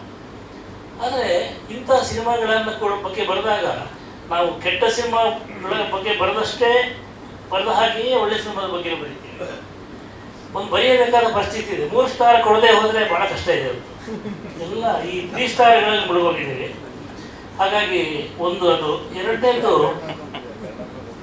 ಒಬ್ಬ ಫಿಲ್ಮ್ ಫ್ರಾಟರ್ನಿಟಿ, ಒಬ್ಬ ಒಳ್ಳೆ ಒಬ್ಬ ರಿವ್ಯೂವರ್ನ ಕ್ರಿಯೇಟ್ ಮಾಡಬೇಕು ಅಂದರೆ ಏಕೆಂದರೆ ನೀವು ಬರೆದಾಗ ನಿಮ್ಮ ರಿವ್ಯೂ ನನಗೆ ಉಪಕಾರ ಆಯಿತು ಅಂತ ಹೇಳಿದ್ರೆ ನಾವು ಮುಂದಿನ ಸಲ ಇನ್ನೂ ಕ್ರಿಟಿಕಲ್ ಆಗಬೇಕು, ಅದನ್ನು ಮಾಡಬೇಕು. ಮೂರನೇದು, ಇವತ್ತು ಬಹಳ ದೊಡ್ಡ ಸಮಸ್ಯೆ ಅಂದರೆ ಹೆಚ್ಚಿನ ನಿರ್ದೇಶಕರಾಗಲಿ ನಿರ್ಮಾಪಕರು ಬಿಟ್ಬೇಡ, ನಿರ್ದೇಶಕರಾಗಲಿ ನಟರುಗಳಾಗಲಿ ತಂತ್ರಜ್ಞರಾಗಲಿ ಬರೆದಂಥ ವಿಮರ್ಶೆಯನ್ನು ಓದೋದೇ ಇಲ್ಲ. ಅವ್ರು ಕಳಿಸ್ಕೊಟ್ರೆ ಹೌದಾ ಸರ್, ಹೌದು, thank you sir, thank you ಅಂತ ಹೇಳ್ತಾರೆ. ಓದಿಲ್ಲ. ಓದುವ ಒಂದು ಹವ್ಯಾಸ ಹೊರಟೋಗಿದೆ, ಆಮೇಲೆ ಕೇಳುವ ಹವ್ಯಾಸವು ಹೊರಟೋಗಿದೆ. ಅದನ್ನು ನಾನು ಎಷ್ಟೋ ಜನ ನೋಡಿದ್ದೀನಿ, 2 ಸ್ಪೀಡಲ್ಲಿ ಕೇಳ್ತಾರೆ. 5 ನಿಮಿಷ ಇದ್ದರೆ 2 ನಿಮಿಷ ಕೇಳ್ಬಿಡ್ತಾರೆ. ಈ ಥರದ ಸಮಸ್ಯೆ ಇದೆ. ಇವತ್ತು ನಿಜವಾಗಲೂ ಚರ್ಚೆ ಆಗಬೇಕಂತ ಈ ಥರದ್ದು. ರಮೇಶ್ ಮತ್ತು ಶಶಾದ್ರಿ ಇಬ್ಬರು ಇದ್ದಾರೆ ಅಲ್ಲಿ. ಸೊ ಈಗ ನಿಮ್ಗೆ ಹೇಳಿದಾಗ ಇದು 2 ನಿಮಗೆ ಸಂಬಂಧಪಟ್ಟಿರಲ್ಲ, ನಿಮ್ಗೆ ಇಬ್ಬರಿಗೆ ಸಂಬಂಧಪಟ್ಟಿದ್ದಲ್ಲ. ಬಟ್ ಇಂಥ ಅಳಲುಗಳು ಒಂದು ಮಾಧ್ಯಮದ ಮುಂದೆ, ಸಂಘದ ಮುಂದೆ ಇದೆ. ನಂಗೆ ಗೊತ್ತಿಲ್ಲ ಎಲ್ಲರೂ ಅಭಿಪ್ರಾಯ ಹೌದೋ ಅಲ್ಲೋ ಗೊತ್ತಿಲ್ಲ, but I have seen this. ಈ degeneration of media, degeneration of our ethics, ಅದರಷ್ಟೇ ಕೆಟ್ಟದ್ದು ಇನ್ನೊಬ್ಬರ ಕಡೆಯಿಂದ ನಾವು ಡಿಜನರೇಟರ್ ಆಗ್ತೀವಿ ಅಂತ ನಮ್ಗೆ ಅನಿಸೋದು. ಈ ಅಪಮೌಲ್ಯೀಕರಣ ಆಗೋದಿದೆಯಲ್ಲ, ಅದು ನಮ್ಮ ವೃತ್ತಿಯ ಪಾವಿತ್ರ್ಯವನ್ನು ನಾವು ಕಾಪಾಡ್ಕೋಬೋದು, ಬಟ್ ಅಷ್ಟೇ ಪವಿತ್ರವಾಗಿ ಆ ವೃತ್ತಿ ಇದೆ ಅಂತ ಇನ್ನೊಬ್ಬರು ನೋಡಬೇಕಾಗುತ್ತೆ. ಅದು ನೋಡದೆ ಹೋದರೆ ಭಾಳ ತೊಂದರೆ ಆಗುತ್ತೆ. ಸೊ ಈ ನಿಟ್ಟಿನಲ್ಲಿ ಏನಾದರೂ ಮಾಡೋಣ ಅಂಥೇಳಿ ಎಲ್ಲರಿಗೂ ರಿಕ್ವೆಸ್ಟ್ ಮಾಡ್ತಾ ನಿಮ್ಮ ಈ ಅವಕಾಶಕ್ಕಾಗಿ ವಂದನೆಗಳು ಹೇಳ್ತೀನಿ. ನಮಸ್ಕಾರ. ಸುಂದರ ಸುಬ್ರಹ್ಮಣ್ಯ ರಿವ್ಯೂದ ಅವ್ರ ಆಫೀಸ್ಗೆ ಹೋಗಿದ್ದೀನಿ. ವಾಸು ಅವರು ಎಲ್ಲ ಸರ್, ಒಬ್ಬೊಬ್ರು ಚೇತನ್, ವೆಂಕಟೇಶ್, ನಾಗೇಂದ್ರ, ಇದೆಲ್ಲರಿಗಲ್ಲ, ಸುರೇಂದ್ರ ಈ ಪ್ರತಿಯೊಬ್ರು ಸರ್, ಇಲ್ಲಿರೋ ಎಲ್ಲರ ಜೊತೆ ನಮ್ಮ ಪರ್ಸನಲ್ ಆಗಿ ಒಂದು ಕನೆಕ್ಷನ್ ಇದೆ. ಅಂಡ್ ನೀವೆಲ್ಲರೂ ಚಿತ್ರರಂಗನ ಬಹಳ ಹತ್ತಿರದಿಂದ ನೋಡೋರು. ಹಾಗಾಗಿ ನಾನು ಡೀಟೈಲ್ ಆಗಿ ಆ ಸ್ಥಿತಿಗತಿ ಬಗ್ಗೆ ಏನು ಹೆಚ್ಚಿಗೆ ಹೇಳಬೇಕಾಗಿಲ್ಲ ಅನ್ಸುತ್ತೆ ನನಗೆ. ಇವ್ರು ಹೇಳಿರೋ ಪಾಯಿಂಟ್ಸ್ ಎಲ್ಲವೂ ಹೋಗ್ತೀರ, ಬೋತ್ ದಿ ಸೈಡ್ಸ್ ಬಹಳ ಸ್ಪಷ್ಟವಾಗಿದೆ. ಬಟ್ ಮೋಸ್ಟ್ ಬ್ಯೂಟಿಫುಲ್ ಥಿಂಗ್ ಏನು ಅಂದರೆ, ಈಗ ಆಗ್ತಿರೋ ಸಮಸ್ಯೆ ಏನು ಅಂತ ನನಗೆ ಅನಿಸ್ತಾ ಇದೆ ಅಂದರೆ, ಸರ್ ನಾನು ಇದು ಬ್ಯಾಂಗ್ಳೂರು ಸೌತಲ್ಲಿ ನನಗೆ ಗೊತ್ತಿದ್ದು 3 ಸ್ಕ್ರೀನ್ ಸರ್. ಈ ಕಡೆ ಶಾಂತಿ ಥಿಯೇಟ್ರು, ಆ ಕಡೆ ಉಮಾ ಥಿಯೇಟ್ರು, ಆ ಕಡೆ ನಂದಾ ಥಿಯೇಟ್ರು. ಈ 3 ಸ್ಕ್ರೀನ್ ನನಗೆ ಗೊತ್ತಿದ್ದಷ್ಟೇ. ಬಟ್ ಈಗ ಇಂಡಿಯಾದಲ್ಲಿ ಅತಿ ಶೀಘ್ರದಲ್ಲಿ sir, we are going to reach 1 billion screens ಇಂಡಿಯಾದಲ್ಲಿ. 1 billion including this of course. ನಮ್ಮ ಇಂಡಿಯಾದಲ್ಲಿ 1 ಬಿಲಿಯನ್ ಜನ ಇದ್ದಾರೆ ಅಂತ ಎಲ್ಲರ ಕೈಯಲ್ಲಿ ಮೊಬೈಲ್ ಇರುತ್ತೆ. 1 ಬಿಲಿಯನ್ ಸ್ಕ್ರೀನ್ಸ್ ಇದೆ ಸರ್. ಹಾಗಾಗಿ ಕಂಟೆಂಟ್ ಕ್ರಿಯೇಟ್ ಮಾಡ್ತೀವಲ್ಲ ನಾವು, ಕಲಾವಿದರು ಇರ್ಬೋದು, ನೀವಿರ್ಬೋದು, ಅದ್ಭುತವಾದ ಅವಕಾಶ ಇದು. ಈ ಸ್ಥಿತಿಗತಿ ಬಗ್ಗೆ ನೀವು ವರಿ ಮಾಡಬೇಕಾಗೇ ಇಲ್ಲ. ಸೊ ಈಗ ಆಗ್ತಿರೋ ಪ್ರಾಬ್ಲಮ್ ಏನು, ಒಂದು ಕಡೆ ನೀವು 23 ತೊಗೊಳ್ಳಿ, ಬರೀ 23 ನೀವು ಕರೆಕ್ಟ್ ಫಿಗರ್ಸ್ ನೋಡಿದ್ರೆ, ಇಫ್ ಐ ಆಮ್ ರೈಟ್, ಒಂದು 800 ಮಿಲಿಯನ್ ಅಂದರೆ 8,000 ಲಕ್ಷ ಜನ ಟಿವಿ ಮೂಲಕ ನಮ್ಮ ಜೊತೆ ಕನೆಕ್ಟ್ ಆಗಿದ್ದಾರೆ. ಡಿಜಿಟಲ್ ಮೂಲಕ 6,000, ನಿಮ್ಮ ಮಾಧ್ಯಮ ಮೂಲಕ 300 ಇರ್ಬೋದು, ನಮ್ದು 100 ಇರ್ಬೋದು. So million I talking about. ಇಷ್ಟು ಜನ ಇದ್ದಾರೆ ಸರ್, ಇಷ್ಟು ಜನ ನಮ್ಮ ಜೊತೆ ಸಂಪರ್ಕದಲ್ಲಿದ್ದಾರೆ ಸರ್, ನಮ್ಮ ಕಂಟೆಂಟ್ಗೆ ಆಸೆ ಪಡ್ತಿದ್ದಾರೆ, ಇದರ ರೈಟಿಂಗ್ ಅಥವಾ ಸಿನಿಮಾ ವಾಟ್ ಎವರ್. ಹಾಗಾಗಿ ಇದು ಡಿಸ್ಮಲ್ ಸೀನೆ ಅಲ್ಲ, ಎಲ್ಲರೂ ಬಂದು ಕೂಸು ಹೋಗ್ತಿದೆ, ಸಿನಿಮಾ ಯಾರು ನೋಡ್ತಿಲ್ಲ ಅಂತ ಮಾತಾಡ್ತಿದ್ದೀರಲ್ಲ. ಇದು I tell you what the problem is. Actually ನೀವು ಯೋಚನೆ ಮಾಡಿ ನೋಡಿದ್ರೆ 90% ಆಫ್ ಇಂಡಿಯಾ ಥಿಯೇಟರ್ ಹೋಗಿ ಸಿನಿಮಾ ನೋಡೋದಿಲ್ಲ ಸರ್. ನೋಡ್ತಾ ಇರೋದು 10% ಅಷ್ಟೇ. ಈ 10% ಇಷ್ಟೊಂದು ವ್ಯವಹಾರ ನಡೀತಾ ಇದೆ. ಈ 90% ಒಳಗೆ ಬಂದ್ರೆ ಏನಾಗ್ಬೋದು ಯೋಚನೆ ಮಾಡಿ. ಎಂತ ಅವಕಾಶ ಗೊತ್ತಾಯ್ತು ನಾವಿರೋ ಪರಿಸ್ಥಿತಿ. ನಾವು ಅನ್ಕೊಂಡ್ರೆ ಅಷ್ಟು ಡಿಸ್ಮಲ್ ಅಲ್ಲ ಇದು. ನೀವು ಅನ್ಕೊಂಡಿದ್ರೆ ಅಷ್ಟೇ, 10 ಜನರಲ್ಲಿ ಒಬ್ಬರ ಮನೆಯಲ್ಲಿ ವೈಫೈ ಇದೆ ಅಷ್ಟೇ, ಇನ್ನು 9 ಜನ ಇನ್ನು ವೈಫೈ ಬರಬೇಕು. ಅಷ್ಟು ಜನಕ್ಕೂ ಸಂಪರ್ಕ ಸಿಕ್ಬಿಟ್ರೆ ಇದೇ ಇಂಡಸ್ಟ್ರಿ ಏನ್ ಬ್ಲೋ ಅಪ್ ಆಗುತ್ತೆ ಗೊತ್ತಾ. ಸೊ ಆಕ್ಚುಯಲ್ ಅವಕಾಶಗಳು ಅದ್ಭುತವಾಗಿದೆ. ನಾವು ಮಾತಾಡ್ತಿರೋ ಪ್ರಾಬ್ಲಮ್ ಏನ್ ಗೊತ್ತಾ, ಇದು 20 ವರ್ಷದಿಂದ ಹೇಳಿದ್ರಲ್ಲ ಅದು ಆಗಿದೆ, ಇವ್ರು ಹೇಳಿದ್ರಲ್ಲ ಇದೇ ತರ ಒಂದು ಸಂವಾದ ಆ ಟೈಮಲ್ಲೂ ಆಗಿದೆ, ಆದ್ರೂ ನಾವು ಹೋಗಿದ್ದೀವಿ.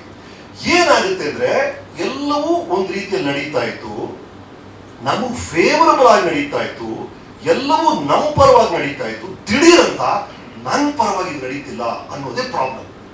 Actually it's a problem adaptability. ನಾವು ಬದಲಾವಣೆಗೆ ಹೊಂದ್ಕೊಳಕ್ಕಾಗ್ತಿಲ್ಲ ಅನ್ನೋದೊಂದೇ ಸಮಸ್ಯೆ ಸರ್. ಎಲ್ಲವೂ ಚೇಂಜ್ ಆಗ್ಬಿಟ್ಟಿದೆ, ಯಾವುದು ಸರಿ ನಡೀತಿರೋದು ಅಲ್ಲ ಅದು. ನಾವು ಹೊಂದ್ಕೊಳಕ್ಕಾಗ್ತಿಲ್ಲ, ನಾಳೆ ಉಳಿಯಕ್ಕಾಗ್ತಿಲ್ಲ. ನನ್ನ ಸಮಸ್ಯೆನೂ ಅದೇ, ಎಲ್ರದ್ದು ಸಮಸ್ಯೆ ಅದೇ. ನಾನು ಹೇಳ್ತಿಲ್ಲ, ನಮ್ಮ ಮನೇಲಿ ನಾವೇ ಒಂದು ಚಿತ್ರ ರಿಲೀಸ್ ಆದ್ರೆ ಇಡೀ ಫ್ಯಾಮಿಲಿ ಹೋಗ್ಬೇಕು ಈ ಸಾಟರ್ಡೆ ಅಂತ ಡಿಸೈಡ್ ಮಾಡಿ ಎಲ್ಲರೂ ಹೋಗ್ತಾ ಇದ್ವಿ. ಈಗ ಒಂದು ಫಿಲಮ್ ರಿಲೀಸ್ ಆದ್ರೆ ಹೆಂಡ್ತೀನಿ ಹೇಳ್ತಾರೆ, ಯಾಕೆ ಹೋಗ್ಬೇಕು ನಾವು, ಬರುತ್ತಲ್ಲ OTT ಅಂತ. ಸೊ ನನಗೆ ಗೊತ್ತು, ಇದು ಡೇಂಜರ್ ಏರಿಯಾ, ನನ್ನ ಇಡೀ ಕ್ಷೇತ್ರವೇ ಡೇಂಜರ್ ಏರಿಯಾ. ಇದಕ್ಕೆ ನಾನು ಹೆಂಗೆ ಹೊಂದ್ಕೊಳ್ಳೋದು ಅನ್ನೋದೊಂದೇ ಸಮಸ್ಯೆ. ಅಷ್ಟೇ ಅದು. ಅದೇ ಥರ ನಮ್ಮ ಮನೇಲಿ ಪೇಪರ್ ಬಂದರೆ ನಾನು ಬೆಳಗ್ಗೆ ಎದ್ದರೆ ಫಸ್ಟ್ ಪೇಪರ್ ತೊಗೊಂಡು ಅದ್ರ ಜೊತೆಗೆ ನಾನು ಕಾಫಿ ಕುಡಿಬೇಕು, ಅಷ್ಟು ಅಭ್ಯಾಸ. ಈಗಲೂ ಅದೇ ಅಭ್ಯಾಸ. ಬಟ್ ಈಗಲೂ ಆ ಪೇಪರ್ಸ್ ಬರ್ತಾ ಇದೆ, ನಾನು ಒಬ್ಬ ನೋಡ್ತಾ ಇದ್ದೀನಿ, ಮನೆ ಬೇರೆ ಯಾರು ಅದನ್ನು ಮುಟ್ತಾನೆ ಇಲ್ಲ, ಹಂಗೆ ಇದೆ. So that is a danger for you, ನಿಮಗಿರೋ ಅಪಾಯ ಅದು. ಸೊ ಹೇಳ್ತಿರೋದು ಎರಡು ಕಡೆನೂ we are in a very very dangerous situation. So ಇಲ್ಲಿ ಇರೋ ಡೇಂಜರ್ ಇರೋ ನನಗೆ ಗೊತ್ತಾ, ಈಗ ಆಗ್ಬೇಕಾದ್ರು ಹೊಂದ್ಕೋಬೇಕಷ್ಟೇ ಸರ್. ನಾವೀಗ ಹೆಂಗ್ ಉಳಿಯೋದು ಅನ್ನೋದಂತ ಸಮಸ್ಯೆ. ಈ ಬದಲಾಗ್ತಿದೆ ಅನ್ನೋದು ಬದಲಾಗೇ ಆಗುತ್ತೆ, ಅದು ಎಲ್ಲವೂ ಬದಲಾಗುತ್ತೆ. ಟಿವಿ ಬಂದಾಗ ಇದನ್ನ ಹೇಳಿದ್ರು, ಮುಗಿತು ಸಿನಿಮಾ ಅಷ್ಟೇ ಅಂತ. 200 ಚಾನೆಲ್ ಸಾಧ್ಯನೇ ಇಲ್ಲ ಅಂದರು. ಅದೀಗ ನಮ್ಗೆ ಬೇರೆ ತರ ಬರ್ತಾ ಇದೆ, OTT ಅಂತಾರೆ, ಸೋಷಿಯಲ್ ಮೀಡಿಯಾ ಅಂತಾರೆ, ಅದು ಇನ್ನೊಂದು ರಾಕ್ಷಸ ಅಷ್ಟೇ. ಬಟ್ ಸಮಸ್ಯೆಗಳು ಬೇರೆ ಬೇರೆ ರೂಪದಲ್ಲಿ ಬರ್ತಾನೆ ಇರುತ್ತೆ. ನಾವು ಅದನ್ನ ಎಷ್ಟು ಕ್ಲೆವರ್ ಆಗಿ ನಮ್ಮನ್ನ ಹೆಂಗ್ ಅಪ್ಡೇಟ್ ಮಾಡ್ಕೊಳ್ತೀವಿ, ಈ ಹೊಸ ಮಾಧ್ಯಮಕ್ಕೆ ನಾವು ಹೆಂಗ್ ಅಂಟ್ಕೊಳ್ತೀವಿ ಅನ್ನೋದೊಂದೇ ಈಗ ನಾವು ಮಾಡ್ಬೇಕಾದ ಅಷ್ಟೇ ಈಗ. ಸೊ ನನಗನ್ನಿಸ್ತಾ ಇದೆ ಎಲ್ಲವೂ ಹಿಂಗ್ ಬದಲಾಗ್ತಾ ಇದ್ರೆ ಹೌ ಡು ಯು ಚೇಂಜ್? ನಾವು ಓದಿದಾಗ ಏನಾದ್ರು ಕಂಪ್ಯೂಟರ್ ಇಂಜಿನಿಯರಿಂಗ್ ತಗೊಂಡ್ರೆ ಕೆಲಸ ಗ್ಯಾರಂಟಿಗಳು. ಪ್ಲಾಸ್ಟಿಕ್ಸ್ ಫ್ಯೂಚರ್ ಅನ್ನೋದು, ಈಗ ಪ್ಲಾಸ್ಟಿಕ್ಸ್ ತಗೊಂಡ್ರೆ ಯಾರು ಮುಟ್ಟೋದಿಲ್ಲ ಅಂತ ಬಿಡ್ತಾರೆ. ಮೆಕ್ಯಾನಿಕಲ್ ಇಂಜಿನಿಯರಿಂಗ್ ಅದು ಚೇಂಜ್ ಆಯ್ತು. ಸೊ ಯಾವ್ದನ್ನು ತಗೊಳ್ಳೋದು, ಎಲ್ಲವೂ ಚೇಂಜ್ ಆಗ್ತಿರ್ಬೇಕಾದ್ರೆ ಸೊ ಕೊನೆಗೆ ಅವ್ರು ಏನ್ ಹೇಳಿದ್ರು, ಕಲಿಯೋದನ್ನೇ ನೀವು ಪ್ರೀತಿ ಮಾಡ್ಬೇಕು. ಏನಾಗಿದ್ರು ಸರಿ, I am not afraid of change because I am willing to change. ನನಗೆ ಬದಲಾವಣೆಯ ಬಗ್ಗೆ ಹೆದರಿಕೆ ಇಲ್ಲ, ಯಾಕಂದ್ರೆ ನಾನು ಬದಲಾಗ ಸಿದ್ಧವಾಗಿದ್ದೀನಿ ಅನ್ನೋ ಒಂದು ಮನಸ್ಥಿತಿ ಅಷ್ಟೇ. ಹಾಗಾಗಿ ಎಲ್ಲ ಈ ಸ್ಥಿತಿ ಗತಿ ಅಂತ ಹೇಳ್ತಿರಲ್ಲ, ಇದೆಲ್ಲ ಒಂದು ಮನಸ್ಥಿತಿ. ಬದಲಾಗುವಂತ ಮನಸ್ಥಿತಿ ಇದ್ರೆ, ಹೊಂದ್ಕೊಳ್ಳೋ ಮನಸ್ಥಿತಿ ಇದ್ರೆ ಇದನ್ನ ನಾವು ಪಾರಾಗ್ಬೋದು ಅನ್ನೋದು ನನ್ನ ದೃಢವಾದ ನಂಬಿಕೆ. ಸೊ ಇದನ್ನ ಹೇಗೆ ಮಾಡ್ಬೋದು ಅಂತ ನಾನು ಯೋಚನೆ ಮಾಡ್ತಿದ್ದೆ. ಒಂದು, ಇದೆಲ್ಲ ಬದಲಾಗ್ತಿರ್ಬೇಕಾದ್ರೆ ಬದಲಾಗದೇ ಇರೋ ವಿಷಯ ಏನು ಅನ್ನೋದ್ರ ಕಡೆ ಗಮನ ಕೊಡೋಣ. ಏನ್ ಬದಲಾಗ್ತಿಲ್ಲ ಅದನ್ನ ನಾವು ಅಳವಡಿಸ್ಕೊಂಡ್ಬಿಟ್ರೆ, ಸ್ವಲ್ಪ ನೀವು ಯೋಚನೆ ಮಾಡಿದ್ರೆ ಏನ್ ಬದಲಾಗ್ತಿಲ್ಲ. ಓಕೆ, ಈಗ ಸೋಷಿಯಲ್ ಮೀಡಿಯಾ ಏನೋ ಒಂದು ಹಾಕ್ತೀವಿ, ಹಾಕಿದ್ರೆ ಎಲ್ಲ ಕಡೆ 100 ಜನ 100 ಜನ ಕರೋಗ್ತಾ ಇದೆ, ಇದರಿಂದ ಪ್ರಾಬ್ಲಮ್ ಅಂತ ಹೇಳ್ತೀರಿ, ಇದರಿಂದ ಪಬ್ಲಿಸಿಟಿ ಆಗ್ತೈತೆ. ಓಕೆ, ಇದೇನು ಹೊಸದಾ ಇದು? ರಾಮಾಯಣದ ಕಾಲದಲ್ಲಿ ಏನಾಯ್ತು, ಆ ಮಂತಾರ ಬಂದು ಕೈ ಕಿವಿ ಕಚ್ಚಿದ್ಲು, ಅದರಿಂದ ರಾಮಾಯಣನೇ ಆಗೋಯ್ತು. ಈಗ ನೀವು 1 ಲಕ್ಷ ಕಿವಿ ಕಚ್ಬೋದು ಒಂದೇ ಕ್ಷಣದಲ್ಲಿ, ಅಥವಾ 1 ಕೋಟಿ ಕಿವಿ ಕಚ್ಬೋದು. That is social media. So ಈಗ ಆಗಿರೋದು ಏನು ಅಂದ್ರೆ, ಅದೇ ಕಿವಿ ಕಚ್ಚೋದು ರಾಮಾಯಣದ ಕಾಲದಲ್ಲಿ ಏನಿತ್ತು, ಅದೇ ಒಂದು ಆಂಪ್ಲಿಫೈ ಮಾಡುವಂತ ಅಪಾರವಾದ ಶಕ್ತಿ ಇದೆ ನಮ್ಮ ಕೈಯಲ್ಲಿ. ಈ ಆಂಪ್ಲಿಫಿಕೇಶನ್ ಇದೆಯಲ್ಲ, ಒಂದು ಏನದು ಹಚ್ಚೋದು ಹೇಗೆ, ದೊಡ್ಡದು ಮಾಡಿದ್ರೆ ಅಪಾರವಾದ ಶಕ್ತಿ ಇರಬೇಕು. ಅದನ್ನ ಪಾಸಿಟಿವ್ ಆಗಿ ಹೆಂಗ್ ಯೂಸ್ ಮಾಡೋದು. ಸೇಮ್ ಥಿಂಗ್ಸ್ ವರ್ಕ್ ಆಗಿದೆ ಸರ್. ಆ ಕಾಲದ ಹರಿಶ್ಚಂದ್ರ ಏನ್ ಸರ್, ಪ್ರಾಮಿಸ್ ಇಟ್ಕೊಳಕ್ಕಾಗಿಲ್ಲ, ಏನೋ ಆ ಕತೆ ಅದು. ಈಗ KGF ಏನು, ತಾಯಿಗೆ ಒಂದು ಪ್ರಾಮಿಸ್ ಮಾಡ್ದ, ಅದನ್ನ ಇಟ್ಕೊಂಡ. ಸೊ ಕೆಲವು ವಿಷಯಗಳಿದೆಯಲ್ಲ, ಈ ಹ್ಯೂಮನ್ ನೇಚರ್ ಅಂತ ಹೇಳ್ತೀವಲ್ಲ, ಮಾನವ ಸ್ವಭಾವ ಅದು ಬದಲಾಗಿಲ್ಲ. ಹಾಗಾಗಿ ನಾವು ಮಾಡುವಂತ ಕೆಲಸಗಳು ಈ ಮಾನವ ಸ್ವಭಾವವನ್ನ ಬೇಸ್ ಮಾಡಿ, ಮಾನವ ಸ್ವಭಾವಕ್ಕೆ ಹತ್ತಿರವಾದಂತ ವಿಷಯವನ್ನು ನಾವು ಮಾಡಿದಷ್ಟು ನಾವು ಇಟ್ಕೊಳ್ತೀವಿ. ಅದು ಕಂಟೆಂಟ್ ಅಲ್ಲಿ ಇರ್ಬೋದು, ಆನ್ ಸ್ಕ್ರೀನ್ ಇರ್ಬೋದು, ಆಫ್ ಸ್ಕ್ರೀನ್ ಇರ್ಬೋದು. That is the only trick. Human nature change ಆಗಿಲ್ಲ, ಶತಮಾನಗಳಿಂದ ಚೇಂಜ್ ಆಗಿಲ್ಲ. ಅದನ್ನ ನಮ್ಮ ರೀತಿಯಲ್ಲಿ ಅದನ್ನ ಹೇಗೆ ಯೂಸ್ ಮಾಡ್ತೀವಿ, ಅದನ್ನ ಹೇಗೆ ನಾವು ಆಂಪ್ಲಿಫೈ ಮಾಡ್ತೀವಿ ಅನ್ನೋ ಒಂದು ಸಣ್ಣ ಒಂದು ಜಾಣ್ಮೆ ಬೇಕು ನಮ್ಗೆ ಅಷ್ಟೇ. ಎಲ್ಲ ಪ್ರಾಬ್ಲಮ್ ಸೊಲ್ಯೂಷನ್ ಅಲ್ಲಿದೆ ಅಂತ ನನಗೆ ಅನ್ಸುತ್ತೆ. ಇನ್ಫ್ಯಾಕ್ಟ್ ಹ್ಯೂಮನ್ ನೇಚರ್ ನನಗೆ ಮಾತಾಡ್ತಲ್ಲ, ಸೇಮ್ ಥಿಂಗ್ ಸರ್. ನಾನು ಇವರು ಎಷ್ಟು ಮಾತಾಡಿದೀವಿ ಅಂದ್ರೆ ಒಂದು ಸಂಬಂಧ ಸರ್. ಅದು ಈಗ ಆಗ್ತಿರೋ ಮೇನ್ ಪ್ರಾಬ್ಲಮ್ ಸಿನಿಮಾ ಮತ್ತು ಪತ್ರಕರ್ತರ ಬಗ್ಗೆ ಆ ಸಂಬಂಧ ಬಂದು ಒಂದು ಸಸ್ಪಿಷನ್ ನಡೀತಾ ಇದೆ, ಒಂದು ಅನುಮಾನ. ನನಗೆ ಅವ್ರ ಕಂಡ್ರೆ ಅನುಮಾನ, ಏನಕ್ಕೆ ಇದು ಮಾಡ್ತಿರೋದು, ಏನೋ ಟ್ರಾಪ್ ಮಾಡಕ, ಇದು ಒಂದು ಟ್ರಾಪ್ ಅಂತ ಭಯ ಆಗ್ತಿದೆ ಆರ್ಟಿಸ್ಟ್ಗೆ ಎಲ್ಲೂ. ಅದೇ ತರ ಪತ್ರಕರ್ತ ಏನಕ್ಕೆ ನನಗೆ ಮಾಡ್ತೀರಾ, ಇದರಿಂದ ಎಕ್ಸ್ಪೆಕ್ಟ್ ಮಾಡ್ತೀರಾ, ನಮ್ಮ ಪಿಕ್ಚರ್ ಸೈಡ್ ಮಾಡ್ತೀರಾ, ಇದ್ರ ಇನ್ನೊಂದು ಉದ್ದೇಶ ಇದೆಯಾ ಅಂತ ಈ ವಿಶ್ವಾಸದ ಒಂದು ಸೇತುವೆ ಇತ್ತು ಸರ್, ಒಂದು ನಂಬಿಕೆ ಇತ್ತು ಸರ್. ಆ ನಂಬಿಕೆನ ಹೇಳಿದ್ರಲ್ಲ, ಗೌರವ ಅನ್ನೋದು ಗಳಿಸ್ಕೊಡೋದು ಸರ್. ಅದು ಗಳಿಸ್ಕೋಬೇಕು ಅಂದ್ರೆ ಈ ನಂಬಿಕೆ ಬಿಟ್ವೀನ್ ನಿಮ್ಮ ಪತ್ರಕರ್ತರು ಮತ್ತು ಚಿತ್ರರಂಗದ ಮಧ್ಯೆ ಒಂದು ನಂಬಿಕೆಯ ಸೇತುವೆ, ಒಂದು ವಿಶ್ವಾಸ. ಅವ್ರು ಫೋನ್ ಮಾಡಿದ್ರೆ ನಾನು ಇವತ್ತೂ ನಾನು ಒಂದು ಫೋನ್ ಮಿಸ್ ಮಾಡಲ್ಲ. ಇವ್ರದಲ್ಲ 35 ವರ್ಷ ಆಯ್ತು. ನಮ್ಗೆ ಗೊತ್ತಿರೋರು ಯಾರು ಫೋನ್ ಮಾಡೋದು ನೆಕ್ಸ್ಟ್ ಮಿನಿಟ್ ಐ ಟೇಕ್. ನನಗೆ ಡೌಟೇ ಇಲ್ಲ, ಇದು I don't fear at all ಇವ್ರ ಬಗ್ಗೆ. ನನಗೆ ಆ ನಂಬಿಕೆನೇ ಇದನ್ನ ಉಳಿಸ್ಕೊಂಡು ಹೋಗ್ತಾ ಇರೋದು. ಆ ನಂಬಿಕೆ ವಿಶ್ವಾಸವನ್ನ ಎಷ್ಟು ಗಳಿಸ್ತಿರೋ ಅಷ್ಟು ಸೇಫ್ ಆಗಿರ್ತೀರಿ ನೀವು in your own profession, in whatever you are doing. Number 1.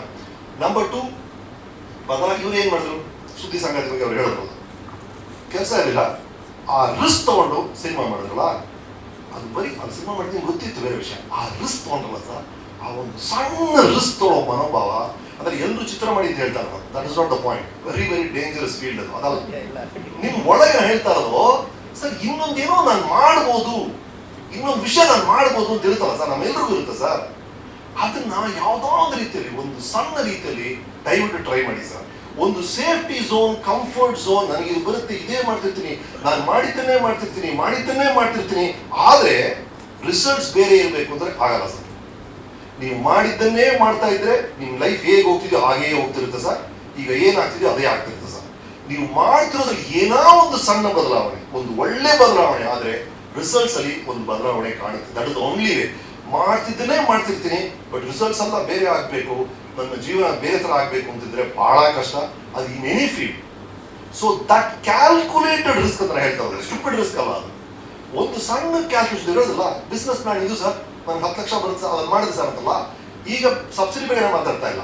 So ನೀವು ಏನೇ ಮಾಡಿದ್ರು ಅದರ ಬಿಸ್ನೆಸ್ ಪ್ಲಾನ್ ಇದು ನನ್ನ ಕ್ಯಾಲ್ಕುಲೇಷನ್, ಇದು ಒಂದು ಲೆವೆಲ್ ಸೇಫ್ಟಿ ಸರ್, ಇಷ್ಟು ರಿಸ್ಕ್ ಇದೆ ಸರ್ ಅಂತ ಅರ್ಥ ಮಾಡ್ಕೊಂಡು ಮಾಡಿದ್ರೆ ಖಂಡಿತ ವರ್ಕೌಟ್ ಆಗುತ್ತೆ. ಹಾಗಾಗಿ ದಯವಿಟ್ಟು ಒಂದು ಸಣ್ಣ ರಿಸ್ಕ್ ಎಲಿಮೆಂಟ್, ಅದು ವೈಯಕ್ತಿಕ ವಿಷಯದಲ್ಲಿ ಇರ್ಬೋದು ಅಥವಾ ಈ ತರ ಒಂದು ಸಂಘದಲ್ಲಿ ಇರ್ಬೋದು, ಆ ಥರ ವಿಷಯಗಳಾದಾಗ ಮಾತ್ರ ಒಂದು ಜಂಪ್ ಸಾಧ್ಯ ನನ್ನ ಪ್ರಕಾರ. ಅಂಡ್ ಓವರ್ ಆಲ್ ನನ್ನ ಚಿತ್ರರಂಗದಲ್ಲಿ ಈಗ ಆಗ್ತಿರೋ ದೊಡ್ಡ ಪ್ರಾಬ್ಲಮ್ ಅಂದ್ರೆ ಒಂದು ಪ್ರೊಫೆಷನಲಿಸಮ್ ಬೇಕು ಅನಿಸುತ್ತೆ ನನಗೆ ಸಿನಿಮಾದಲ್ಲಿ. ಒಬ್ಬ ಪ್ರೊಫೆಷನ್ ಮ್ಯಾನ್ ಸರ್ ಎಷ್ಟು ಕಡೆ ಬರ್ಬೇಕಂದ್ರೆ ಒಂದು 10-10:30 ಬನ್ನಿ ಸರ್, 10 ಅಂತ ಹೇಳು ಅಥವಾ 10:30 ಅಂತ ಹೇಳು, ಇದು ಎರಡು ಬೇರೆ ಬೇರೆ ಪದಗಳು. 10-10:30 ಅಂದ್ರೆ ಏನರ್ಥ? ಇದರ 10 ಗಂಟೆಗೆ ಬಾ ಅಂತ ಹೇಳಿ, ನಾನು ಕರೆಕ್ಟ್ 10 ಬರ್ತೀನಿ, ಅಥವಾ 10:30 ಅಂತ ಅರ್ಧ ಗಂಟೆ ಅನ್ನೋದು ಸರ್.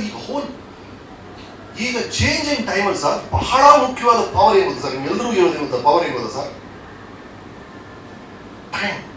ಟೈಮ್. ಏನಕ್ಕೆ ನಾನು ಥಿಯೇಟ್ರಿಗೆ ಬರ್ತಾ ಇಲ್ಲ ಅಂದ್ರೆ ಕರೆಕ್ಟಾಗಿ 2:15 ಬರ್ಬೇಕಂತೆ, ಮ್ಯಾಟ್ನಿ ಅದೇ ಹೋಗಲ್ಲ, ನನಗೆ ಇಲ್ಲಿ 10 ಗಂಟೆ ಸಿಗುತ್ತೆ ಅಥವಾ 11 ಗಂಟೆ ಸಿಗುತ್ತೆ, ನಾನು ಫ್ರೀ ಇದೆ 1 ಗಂಟೆ ನೋಡ್ತೀನಿ ಅಂತ.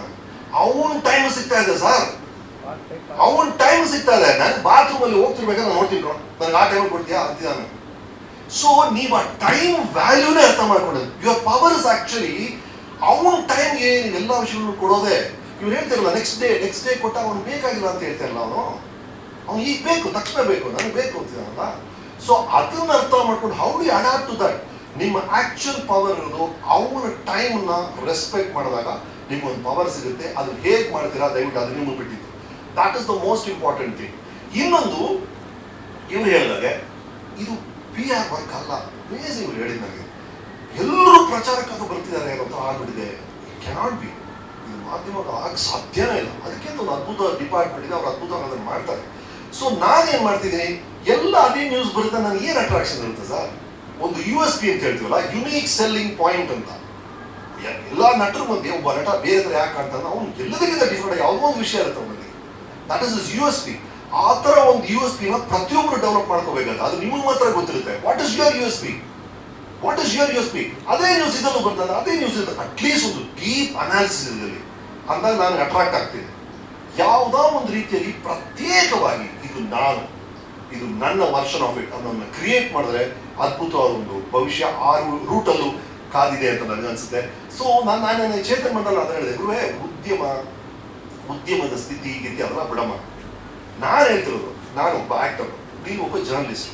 ನೀವು ಇಂಡಿವಿಜುವಲ್ ಆಗಿ ವೈಯಕ್ತಿಕವಾಗಿ ಹೇಳ್ತಾ ಇದ್ದೀನಿ, ನೀವು ಪ್ರತಿಯೊಬ್ಬರಿಗೂ ಹೇಳ್ತಾ ಇದ್ದೀನಿ, ನಿಮ್ಮ ಲೈಫ್ ಅನ್ನ, ನಿಮ್ಮ ಆದಾಯವನ್ನ, ನಿಮ್ಮ ವಾಟ್ ಎವರ್ ಯು ವಾಂಟ್, ಅದನ್ನ ಹೇಗೆ ನಾವು how do blow it up. ಅಥವಾ ನಾನು ಒಬ್ಬ ಆಕ್ಟರ್, ನನ್ನ ಇಂಡಿವಿಜುವಲ್ ಲೈಫ್ ನಾನು ಹೇಗೆ ಎತ್ತರಕ್ಕೆ ಹೋಗೋದು, ನಾನು ಹೇಗೆ ಇನ್ನೂ ಒಳ್ಳೆ ಚಿತ್ರಣ ಮಾಡೋದು, ನಾನು ಹೇಗೆ ಇನ್ನೂ ಹೆಚ್ಚು ಆದಾಯವನ್ನು ಪಡೆಯೋದು ಅನ್ನೋದಾದ್ರೆ ಆಟೋಮೆಟಿಕ್ ಇಡೀ ಸಿಸ್ಟಮೇ ದೊಡ್ಡದಾಗ್ಬಿಡುತ್ತಲ್ಲ. ನಾನು ಅದನ್ನೇ ಕೇಳಿದೆ, ಇಂಡಿವಿಜುವಲ್ ನಾವು ಏನ್ ಮಾಡ್ಬೋದು sir? How can we support each other? How do we grow individually? ಆ ಎಲ್ಲ ಇಂಡಿವಿಜುವಲ್ಸು ಗ್ರೋ ಆದರೆ ಆಟೋಮೆಟಿಕ್ ಇಂಡಸ್ಟ್ರಿ ಗ್ರೋ ಆಗುತ್ತಲ್ಲ. ಇಡೀ ಇಂಡಸ್ಟ್ರಿ ಪ್ರಾಬ್ಲಮ್ ಇದನ್ನ ಹಿಂಗ್ ಸಾಲ್ವ್ ಮಾಡೋದು ಅದೆಲ್ಲ ಬಿಡೋಣ. ನನಗೆ ನೀನು ಒಬ್ಬ ಪರ್ಸನ್ ಆಗಿ ಗೊತ್ತಲ್ಲ, ನಾವಿಬ್ರು ಹೆಂಗ್ what can we do individually, ಒಬ್ಬರೊಬ್ಬರನ್ನ ನಾವು ಹೆಂಗೆ ಎತ್ತೋದು ಅಂತ. ಇದರ ಜೊತೆ ಒಳ್ಳೆಯ ವಿಷಯಗಳು ಹೊರಗಡೆ ನಡೆಯೋದು ನಡೆಯುತ್ತೆ. ಆಕ್ಚುಲಿ ಎಲ್ಲವೂ ಆಗಿ ಇಂಡಿವಿಜುವಲ್ ಗ್ರೋತ್ ಆಗಿಲ್ಲ ಅಂದ್ರೆ what kind of system is it? ದೇಶ ಅದ್ಭುತವಾದ ದೇಶ, ಆದ್ರೆ ಒಬ್ಬೊಬ್ರು ಸಿಟಿಸನ್ ಏನು ಸರಿ ಇಲ್ಲ ಅಂದ್ರೆ that is not the way. ಎಲ್ಲರೂ ಅಮೋಘವಾಗಿದಾರಪ್ಪ, ಎಲ್ಲರೂ ಅದ್ಭುತವಾಗಿದ್ದಾರೆ, ಎಲ್ಲರ ಜೀವನವೂ ಅದ್ಭುತವಾಗಿದೆ ಅಂದ್ರೆ ಇಡೀ ಕ್ಷೇತ್ರವೇ ಅದ್ಭುತವಾಗಿದೆ ಅಂತಾನೆ ಅರ್ಥ ಅಲ್ವಾ? ಹಾಗಾಗಿ ಈ ತರ ವಿಷಯಗಳ ಬಗ್ಗೆ ಗಮನ ಕೊಡಬೇಕು ಅನ್ಸುತ್ತೆ. ಒಂದು ಈಗ ಹೇಳಿದ ಪಾಯಿಂಟ್ಸ್ ಎಲ್ಲ ನನಗೆ ಅಂಡರ್ ಕರೆಂಟ್ ಅಲ್ಲಿ ಅರ್ಥ ಆಯ್ತು, ಏನೇನು ಆಗ್ತಿದೆ ಇಂಡಸ್ಟ್ರಿಯಲ್ಲಿ ಅಂತ. ಒಂದು ಪ್ರಾಬ್ಲಮ್ ಬಂದು ಸಿಗಾಕೊಂಡಿದೆ, ಈ ಎಥಿಕ್ಸ್ ಪ್ರಾಬ್ಲಮ್ ಬಂದು ಎಲ್ಲರೂ ಸಿಗಾಕೊಂಡಿದ್ದೀವಿ, ಆಯ್ತಾ? ಇಲ್ಲಿ ಎರಡು ವಿಷಯ ಇದೆ. ಒಂದು ಆರ್ಟ್, ಕಲೆ ಅನ್ನೋದು ಇವ್ರು ಹೇಳಿದ್ರು, ಇನ್ನೊಂದು ಬಿಸ್ನೆಸ್. ಯಾರಿಗೆ ಹೇಳಿದ್ರು ಕಲೋದ್ಯಮ ಅಂತ. ಈಗ ಉದ್ಯಮ ಫಸ್ಟ್ ಬಂದ್ಬಿಟ್ಟು ಕಲೆ ಸೆಕೆಂಡ್ ಕೂಡ ಬಂದಿರ್ಬೋದು, ವಾಟ್ ಎವರ್. ಬಟ್ ಸ್ಟಿಲ್ ಈ ಎರಡನ್ನು ನಾವು ಹೇಗೆ ಬ್ಯಾಲೆನ್ಸ್ ಮಾಡ್ಕೊಂಡು ಹೋಗ್ತೀವಿ? ಒಂದು ಕಡೆ ನಮ್ಗೆ ಸಿಕ್ಕಿರೋದು, ನೀವು ಬರೆಯೋದಾಗಿ, ನಾನು ಆಕ್ಟಿಂಗ್ ಮಾಡೋದಾಗಿ ಒಂದು ಗಿಫ್ಟ್ ಸರ್, ಅದು ಎಲ್ಲರೂ ಸಿಗಲ್ಲ ಸರ್. ಅದು ಎಷ್ಟು ಜನಕ್ಕೆ ಬರೆಯಕ್ಕೆ ಬರುತ್ತೆ? ಹುಟ್ಟಿದ ತಕ್ಷಣ ಪ್ರತಿಯೊಂದು ಮಗು ಕೈಯಲ್ಲಿ ಬಲ್ಪ್ ಹಾಕೊಟ್ಟು ಆ ಅಂತ ಹೇಳ್ಕೊಟ್ಟಿರ್ತಾರೆ. ಎಲ್ಲರೂ ಈ ಥರ ವಾಸವಾದ್ರ, ಎಲ್ಲರೂ ಜೋಗಿ ಆದ್ರ, ಎಲ್ಲರೂ ಶೇಷಾದ್ರಿ ಆದ್ರ, ಬರೆಯೋದು ಎಲ್ಲರೂ ಕಲಿಸ್ಕೊಟ್ಟಲ್ಲ ಅಪ್ಪ ಅಮ್ಮ. ನಿಮಗೆ ಬಂದಿದೆ ಅಂದ್ರೆ ಇಟ್ಸ್ ಅ ಗಿಫ್ಟ್ ರೀ, ಯು ಆರ್ ಆಲ್ ಗಿಫ್ಟೆಡ್. ಅದು ಒಂದು ಗಿಫ್ಟ್ ಅದು. ಸೊ ಆ ಗಿಫ್ಟ್ ಒಂದ್ ಕಡೆ ಇಟ್ಕೋಬೇಕು. ಕಮರ್ಷಿಯಲ್ ಒತ್ತಡಗಳು ಇರುತ್ತೆ ತುಂಬಾ, ನಂಗೆ ಗೊತ್ತು ಏನೇನು ಪ್ರಾಬ್ಲಮ್ಸ್ ಇರುತ್ತೆ. ನಿಮ್ಮ ನ್ಯೂಸ್ ಪೇಪರ್ಲಾಗಲಿ ಚಾನಲ್ ಆಗಲಿ ಮೇಲಿರೋ ಪ್ರೆಷರ್ ಏನೋ ಅದು ಇನ್ನೊಂದು ಕಡೆ ಇರುತ್ತೆ. ಸೊ ಕಾಂಪ್ರಮೈಸ್ ಮಾಡಬೇಕಾಗುತ್ತೆ. ಅದು ನನಗೂ ಆಗುತ್ತೆ, ನನ್ನ ಇಂಡಸ್ಟ್ರಿಗೂ ಆಗುತ್ತೆ. ಕಾಂಪ್ರಮೈಸ್ ಇಸ್ ಇನ್ಎವಿಟಬಲ್, ನೀವು ಮಾಡಲೇಬೇಕಾಗಿರುತ್ತೆ. ಅದ್ರ ಬಗ್ಗೆ ಒಂದು ಬ್ಯೂಟಿಫುಲ್ ಲೈನ್ ಓದಿದೆ ನಾನು ಚೆನ್ನೈ ಏರ್ಪೋರ್ಟಲ್ಲಿ. Compromise is inevitable in life, wisdom is choosing between the right compromise and the wrong compromise. ನೀನು ರಾಜಿ ಮಾಡ್ಕೋಬೇಕಾಗುತ್ತೆ. ಯಾವುದು ಸರಿಯಾದ ರಾಜಿ, ಯಾವುದು ತಪ್ಪಾದ ರಾಜಿ, ಯಾವುದು ಇಡೀ ಕ್ಷೇತ್ರವನ್ನೇ ಇನ್ನೊಂದು ಕಡೆ ಒಂದು ಹಾಳದ ಕಡೆ ಕರ್ಕೊಂಡು ಹೋಗುತ್ತೆ ಅಂತ ರಾಜಿಗಳನ್ನ ಮಾಡೋದು ಸರಿನಾ? ಯಾವುದು ಸರಿಯಾದ ರಾಜಿ? ಒಂದು ಒಳ್ಳೆ ವಿಷಯ ನಡೀಬೇಕು, ಒಂದು ಒಳ್ಳೆ ವ್ಯಕ್ತಿಯನ್ನು ಸಪೋರ್ಟ್ ಮಾಡೋದು, ಅಲ್ಲಿ ಒಂದು ರಾಜಿ ಮಾಡ್ತೀರಾ, ಅದು ಬೇರೆ ತರ ರಾಜ್ಯ ಅದು. ಹಾಗಾಗಿ ಈ ವಿಸ್ಡಮ್ ಇದೆಯಲ್ಲ, ಈ ಸಣ್ಣ ವಿವೇಕ, ಯಾವುದು ಸರಿ ಯಾವುದು ತಪ್ಪು ಎಲ್ಲವೂ ಸರ್. ನಾವು ಎಲ್ಲರೂ ಏನೋ ಮಾಡ್ತಾ ಇದ್ದೀವಿ ಸರ್. ನೀವೇನೋ ಒಂದು ಚಾನಲ್ ಮಾಡ್ತೀರಾ, ಇವ್ರು ಚಿತ್ರ ಮಾಡ್ತಾರೆ, ನಾನು ನನ್ನ ಬ್ರ್ಯಾಂಡ್ನೇ ಮಾಡ್ಕೊಳ್ತಿರ್ಬೋದು, ಅಥವಾ ನನ್ನ ಶೋನ ಮಾಡ್ತಾ ಇರ್ಬೋದು, ಇವ್ರು ಇನ್ನೇನೋ ಮಾಡ್ತಿರ್ಬೋದು, ಅವ್ರು ಇನ್ನೇನೋ. All of us are selling something, ಅದು ಡೌಟೇ ಇಲ್ಲ. ಬಟ್ ಈ ಸೆಲ್ಲಿಂಗ್ ಅಲ್ಲಿ we should not sell our soul ರೀ. ನಮ್ಮ ಆತ್ಮವನ್ನ ನಾವು ಮಾರ್ಕೆಟ್ ಇಡಬಾರ್ದು. ಅದೊಂದು ನಾವು ಜೋಪಾನ ಇಟ್ಕೊಂಡು ಈ ಮಾರ್ಕೆಟ್ ಆಟವನ್ನು ಹೇಗೆ ಆಡ್ತೀವೋ ಅಲ್ಲಿ ನಮ್ಮ ಉಳಿಗಾಲ ಇದೆ. ಹಾಗಾಗಿ ಅಡಾಪ್ಟಬಿಲಿಟಿ. Good luck.